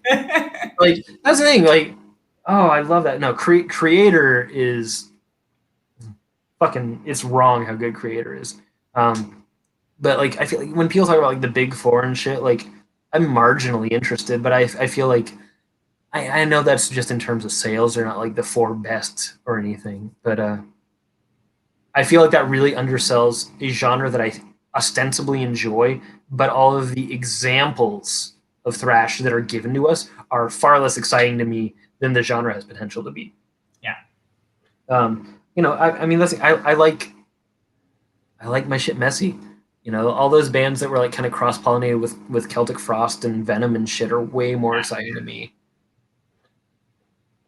I love when it gets really scuzzy like that too. I feel like there's not enough attention paid on like Circle the Wagons era Dark Throne. Like that shit was like so good. Like I mean, that's I'm always going to be like a black metal Dark Throne person, but you know, and I don't mean that as in like preferring it. Just like I know some people are like, oh yeah, fuck the black metal Dark Throne. It's only about new Dark Throne. And to be fair, some people are the opposite, and I think both of those are bad takes. Dark Throne is Dark Throne. Yeah. But like the fact that Dark Throne 20 odd years into their career wrote Leave No Cross Unturned, which is like the most triumphant fucking song. Oh, it's wrong. Also, I'm also gonna go on a limb and say that I might like Fenrir's work as Isengard more than I like Dark Throne in general. Wow. Okay. Yeah, I know that's not. I mean, and again, it's mostly just because that one fucking record was so good. What was that called? Hostmork or whatever the fuck it's called? Oh, it's wrong. That song, Ich kann mir Kvitte Christ. It's so good. His voice, he sounds like Till Lindemann from Rammstein when he's singing in that band. He does, but it's in a context that I enjoy more than I like Rammstein, and I do like Rammstein still. Fuck that. I'm forever 15 years old. But I think that plotting, weird, kind of slow, trudging black metal thing that he's doing while he's singing deep like this, which I can't even do because I have such a high-pitched voice, it drives me nuts how good that is. How fucking cool is that, man? I wish I could do that. Ugh. I keep saying man like I'm Joe Biden. Fuck. He's circling it right back to Corn Pop. That's right when I entered. Corn Pop. Oh, that was something else. Well, no, we were talking about that because Tony, Jamila's fiance, his last name is Bowden, and I've been so concerned about the health of Tony's father, who was in the hospital with COVID, that my phone now would correct Joe Biden to Joe Bowden, which is because like I've been talking about somebody whose last name is only one letter away. So that was how it came up because they had never heard of Corn Pop. Somehow Corn Pop didn't make the news in the UK. I think Corn Pop was like a fucking spectacle, and they can't cram it all into the other media too. It's like but like Corn Pop was for us. They got to pick out some shit to get over there. It's not going to be everything. Corn Pop was the best thing Joe Biden's ever done. It was probably the best thing. Oh, it was fucking wrong. Yeah. supposed to go see Rammstein this past September, and treadmills on stage and pyrotechnics. I know. I wanted to go so bad. Like it was gonna be that. I had tickets. So I had tickets to see Jarvis Cocker from Pulp twice. I had tickets to 2 separate shows because I love Jarvis Cocker. I had tickets to see Faith No More. I had tickets to see Einstürzende Neubauten. I had tickets to see the fucking Residents. I didn't have tickets to see Rammstein, but I was gonna go. I was gonna find a way to go. And instead, I got to spend all year locked inside. Yeah. Isn't that fun? Isn't that? I mean, I've had worse times. I think 2019 was worse for me, to be fair. I bought one of the things that I had several like loose shows lined up and a fest lined up, but I also had like this fucking like right in December in 2019, the local booking agency that does like all the shows that are good in Austin and San Antonio. This little company called Margin Walker Entertainment. I bought like a season pass from them, and it was like 2 tickets for every month for the rest of the year for 2020. And so I got like 2 months out of that. They closed as a company like a week ago. They folded entirely, and I'm like, That's rough. We're gonna see that again, and also hope there's still shows once 2021's over, because they did like all the booking in this region. So we're gonna have to make Chris put on shows, I guess. Chris is theoretically watching in silence. Chris was gonna join us, but he was like, "I look ugly today. I won't come on your stream." I've been asked if I like Buckethead. Now, I don't know a lot about Buckethead, but Buckethead played guitar in this band called the Deli Creeps, and I loved the Deli Creeps. The Deli Creeps singer is this fella named Maximum Bob. Maximum Bob was a portly fella. He looked and I think actually is a truck driver.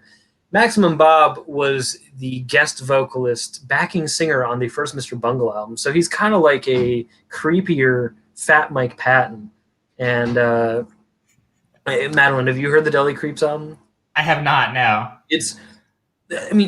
Dude is like if literally the first track on the album is him ad-libbing as a terrifying hitchhiker who's been picked up off the side of the road, and he's like commenting on the family that's picked him up and how like what a threat he is to them or something.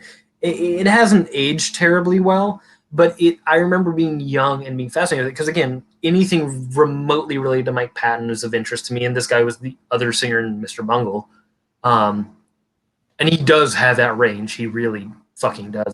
He's an incredible singer, but also Buckethead, I think, with a little bit of that self-restraint that he shows in that, because he's playing as a member of a band rather than as the star of the show. Yeah. It really works wonderfully. So I think I like Buckethead as a player. I don't like when Buckethead has nobody to rein him in. He was also in that band Praxis. That was not my favorite thing, but still a good band. Like I could enjoy it at a point in my life. I'm amazed I missed that Deli Creeps album. I don't think I've ever even heard of that. And it's like I was the same way where I was just like I was taking every Secret Chiefs 3 album and Phantomus shit, and I was like doing the same shit with like that Bungle era when I was a teenager. So I'm like amazed. I'll text you some links to some of their stuff. And you'll hear what I'm saying. Where it's like I still enjoy it. I looked it up for the first time in a while, maybe a month ago. Because I was having that day of trolling my friend Roger, because Roger hates Mike Patton, and so I was looking at everything loosely related. And I was like, oh yeah, what about the Deli Creeps? And I still enjoy it, but also it doesn't hold up the way that I would like for it to, because again, some of the lyrics are very immature. Because it's shit that they were writing in like 1991 when they were all very young people. And Amber, I'll link you to it too. I know how to bother you with some Deli Creep stuff. Don't like Dillinger Escape Plan, but oh yeah, so I saw Dillinger Escape Plan play their farewell show with Mike Patton. It was so good. It was so fun. And Hannah, Dillinger's like one of my favorite acts. I cannot relate to not liking them. I love the Dillinger Escape Plan through and through, but I also know why people don't like them, and I get it. I just happen to enjoy them.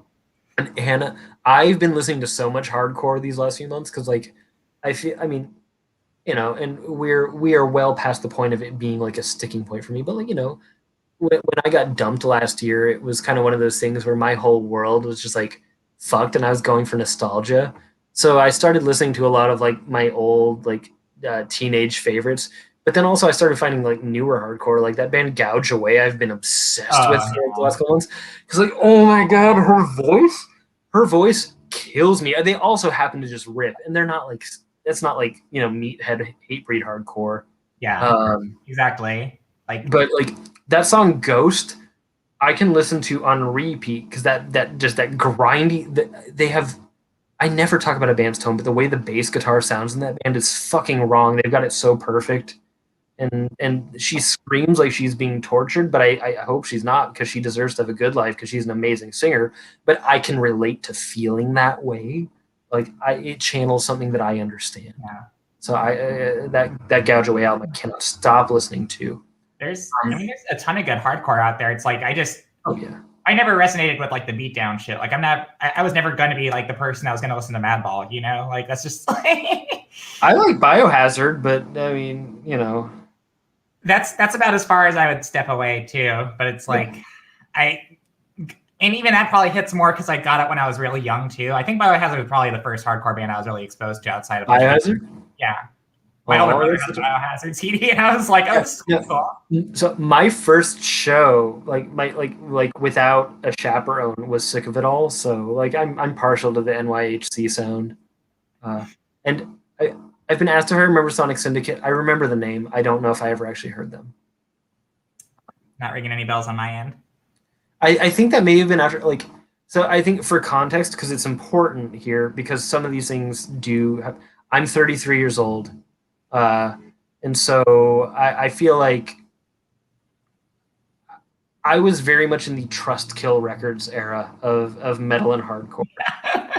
When Poison the Well was like one of the biggest bands in the world, which they were never one of the biggest bands in the world, but you know what I mean. When Poison the Well was like, you know, when Killswitch Engage was just becoming a huge name act. You know, they were upstarts though. They were not a big deal. They were becoming that. Converge was only a couple years into being an important band.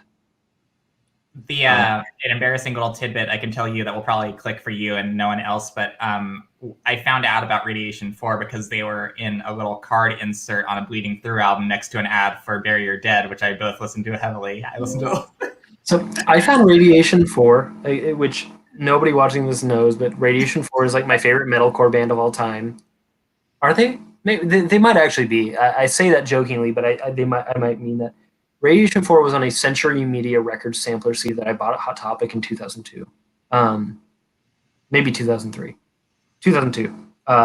They had these CDs called Metal for the Masses that Century Media Records would put out every 6-8 months. You could buy it for like $3 at a Hot Topic because it was there was nothing exclusive on these CDs. It was just like a promo for buying more of their CDs later on. But there was this sampler CD and it had all manner of things ranging from like, you know, like Dark Tranquility was on it, Moonspell was on it, Lacuna Coil was on it, but there was this weird band, and I didn't know genres at this point. Black metal, death metal, hardcore, none of those terms meant anything to me. They were just all things that I thought I liked, and I couldn't tell one from the other. There was this band with a song called Tick Tock Tick, and it sounded like a carnival falling down the stairs. And it was, and I couldn't understand most of the lyrics, but I listened obsessively, and it was about beavers taking revenge on workers who were cutting down trees in the forest. And I thought that's some weird shit. I became obsessed, and I'm still. I mean, we're sitting here like 20 years later, and I still think that's one of the coolest fucking things.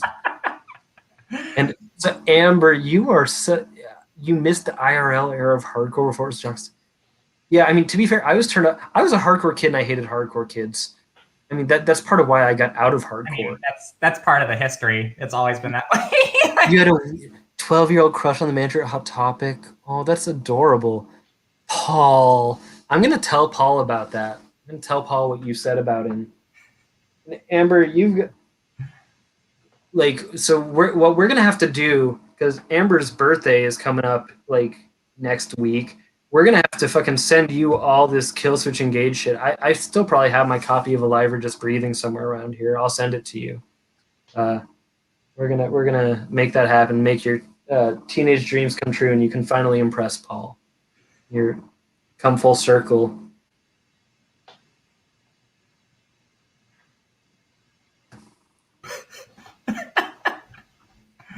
Give you your dad's the one who wants the Killswitch Engage shit. You like the Killswitch Engage shit too, don't you? Oh, you want Paul? You don't want the. Well, yeah, you're gonna win Paul over because you're gonna have that OG Killswitch CD from when their first singer was in there. I think he's back in the band now, right? The first singer left. Yeah, unless that ended too, but that was the last I heard. Was like, oh, they got the old vocalist back. It's not Howard. Yeah, which I mean, to be fair, what upset me most about that is like. Howard Jones was one of my favorite singers in metalcore, and Killswitch Engage was one of the best bands in metalcore. And then he joined Killswitch Engage, and they got worse. Yeah, and it's like, dude, Blood Has Been Shed was so fucking good, and they broke up because he joined Killswitch Engage, and both bands were worse off for it. And I don't know how that's even possible because it's like.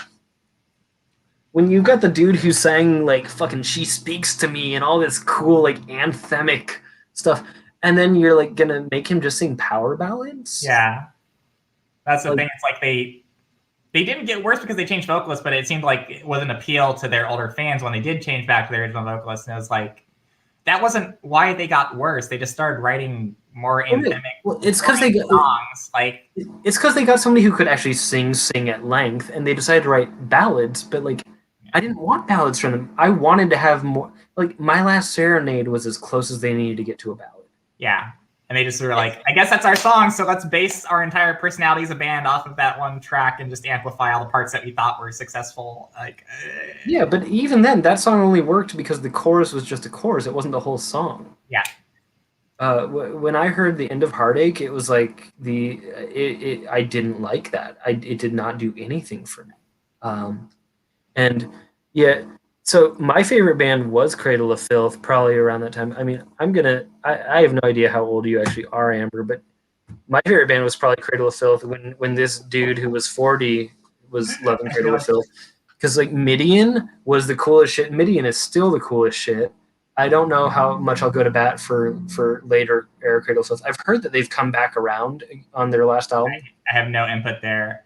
I will say I feel like Amber's probably our age, though. She's referencing Head PE because, oh my god, I fucked with Head PE so much when I was like 14. So do you remember when they tried to be a pop punk band? Oh yeah, I stuck with them for a while, embarrassingly. I was never a fan. In 2009, because the only time I was ever part of the music scene was 2009. Basically, my friend's band got to open for them at the Phoenix Theater in Petaluma, California, my favorite venue in the world. AFI wrote Days of the Phoenix about it. Love the Phoenix. My friend's band History, who were like the sister band to my band, like we did everything together. We were inseparable. We were drinking buddies. We were chaos together. History got to open for Head PE. History was basically if Electric Wizard was a hardcore band, which is cooler than it sounds, I promise you. No, honestly, that sounds like it rules. That loses the fuck out of it. Thou didn't exist yet, or if they did, they were a very new young band. It was very Thou-like, but with more of like the gang chant vocals instead of the thing. But so History, this band whose the only song I even remember was called Die in a Fire, which was like about humans ruining the fucking world and how we should all die at our own hands. We were all very environmentally concerned heshers. History, this fucking fucked up sludge hardcore band, is opening for Head PE in 2009. I remember there was a bunch of Jägermeister backstage that we were all just drinking. And I just remember that none of us liked or had any interest in Head PE on any level. PE doesn't know that. So we're all just sucking up to them, drinking all their booze. I mean, we're all like 22. We're being complete assholes. And head PE's getting like a little ego trip from it, and so we're just flattering them because we're getting free alcohol out of flattering them, and also they got a free gig to playing to 300-400 people on. Yeah. You know, like it's everybody's coming out ahead. They literally got me into the show because we pretended that I was a member of the band, and I was not a member of the band. All I did was run on stage with a sign that said "Mosh" and did guest vocals for like 20 seconds on a song. Like it was not. I'm not a member of that band. But you know, when you're friends with a band that you like to cause chaos with, you find a way. Amber, well, you're going to be 28, and your friends. I'm glad that you finally get to play Dungeons and Dragons. So yeah, you're a little younger than us, but welcome to 28. 28 was, I think, the first good year of my adult life, honestly. So I hope it's good for you. Out there. And hell yeah, Hannah, everybody's turning 28, and I'm turning fucking 666. What do I think? I don't know. I feel like I've been seeing the name DJ Tiesto since I was a teenager. I feel like that was a very LimeWire era sort of name. I got it even earlier than that. I remember, oh god, there was some.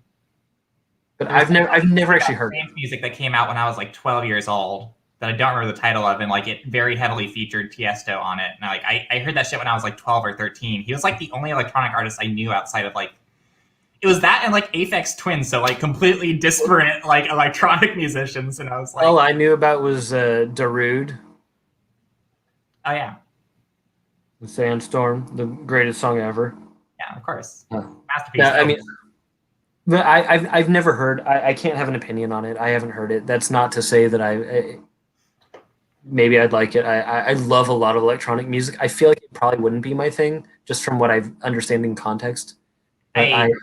I would be doubtful that it would be your cup of tea per se. It's not my cup of tea. I mean, look, I have so many, like a lot of my cassette collection, which you can't even see. I have a lot of really weird house music on cassette, and a lot of weird minimal techno and trance and all sorts of shit. But I also feel like a lot of that, much like, to be fair, a lot of the shitty black metal demos I have, it blurs together if I don't listen to the same album multiple times in a row. Until I learn that specific curve to that one melody in that one song, it's all kind of a homogenous experience for me. It doesn't make it bad. It just means that I haven't taken the time to dedicate myself to it. I also have to say we are nearing the end of this because it is late and my roommates have day jobs even if I don't, and I realize that they can probably hear me shouting at my laptop, which I've been doing for nearly 3 hours now. What matters to me is that we brought Black Metal and Brews back from the dead after my laptop decided to shit. I'm amazed it survived this. My new laptop is literally just hanging out at a postal pickup place for me up the block. I'm picking it up tomorrow. So we're gonna do more of these. I'm planning interviews with a few musicians who've done some music related to video games. Literally more than one, so that'll be fun. I can just talk about video games with people that make black metal. That'll be fun. Some of them I think that you're aware of, Madeline. And if not, I'll text you later, tell you the details. Good. I'm curious. There's a fellow Texan that I'm trying to talk to. Okay. But I want to thank everybody for being here. Madeline, thank you for co-hosting. Thanks to Jamil and Tony who had to leave. And you saw Tony's brother struggling. I felt so bad for him because like Jamila alone is pure chaos, and I know that he obviously his brother Lee, I'm sure something like that. But like to what Jamila and I text just chaos. I'll just send her a fucked up things. I mean, they're not fucked up at all. It's not like I'm the Joker, but I'll send her things that are stupid all day. Like we're basically shit posting via text message all day, especially while she's been stressed out about the illness of her, of her partner's father. That's terrible. That's fucked up. So I felt so bad that Lee gets to meet me. I don't know why he would even want to or have to. And it's me and Jamila just being fucking idiots together because I don't know. I feel sorry for anybody that has to witness that, and people on YouTube are watching that willingly. And Madeline, I adore you. It's always a pleasure. Everybody else, you've all been delightful. Some of you I knew well before this. Some of you I know a lot better after this. Thank you for being here. I have no idea when I'm doing the next one of these because I don't follow a schedule because I live on punk time, even though I'm not a punk. But thanks for being here. There's links below if you don't follow me on social media and you want to. Also, you can block me on social media if you hated this. Fuck yeah. I know I will. No gods, no masters. I hope you will. Look, I'm going to embarrass myself more and more. I'm going to keep posting about Paddington because apparently it gets famous people following me. So it's only going downhill from here. Fuck it. Anyway, we just hit the 3-hour mark. Chaos reigns. Peace. See y'all soon.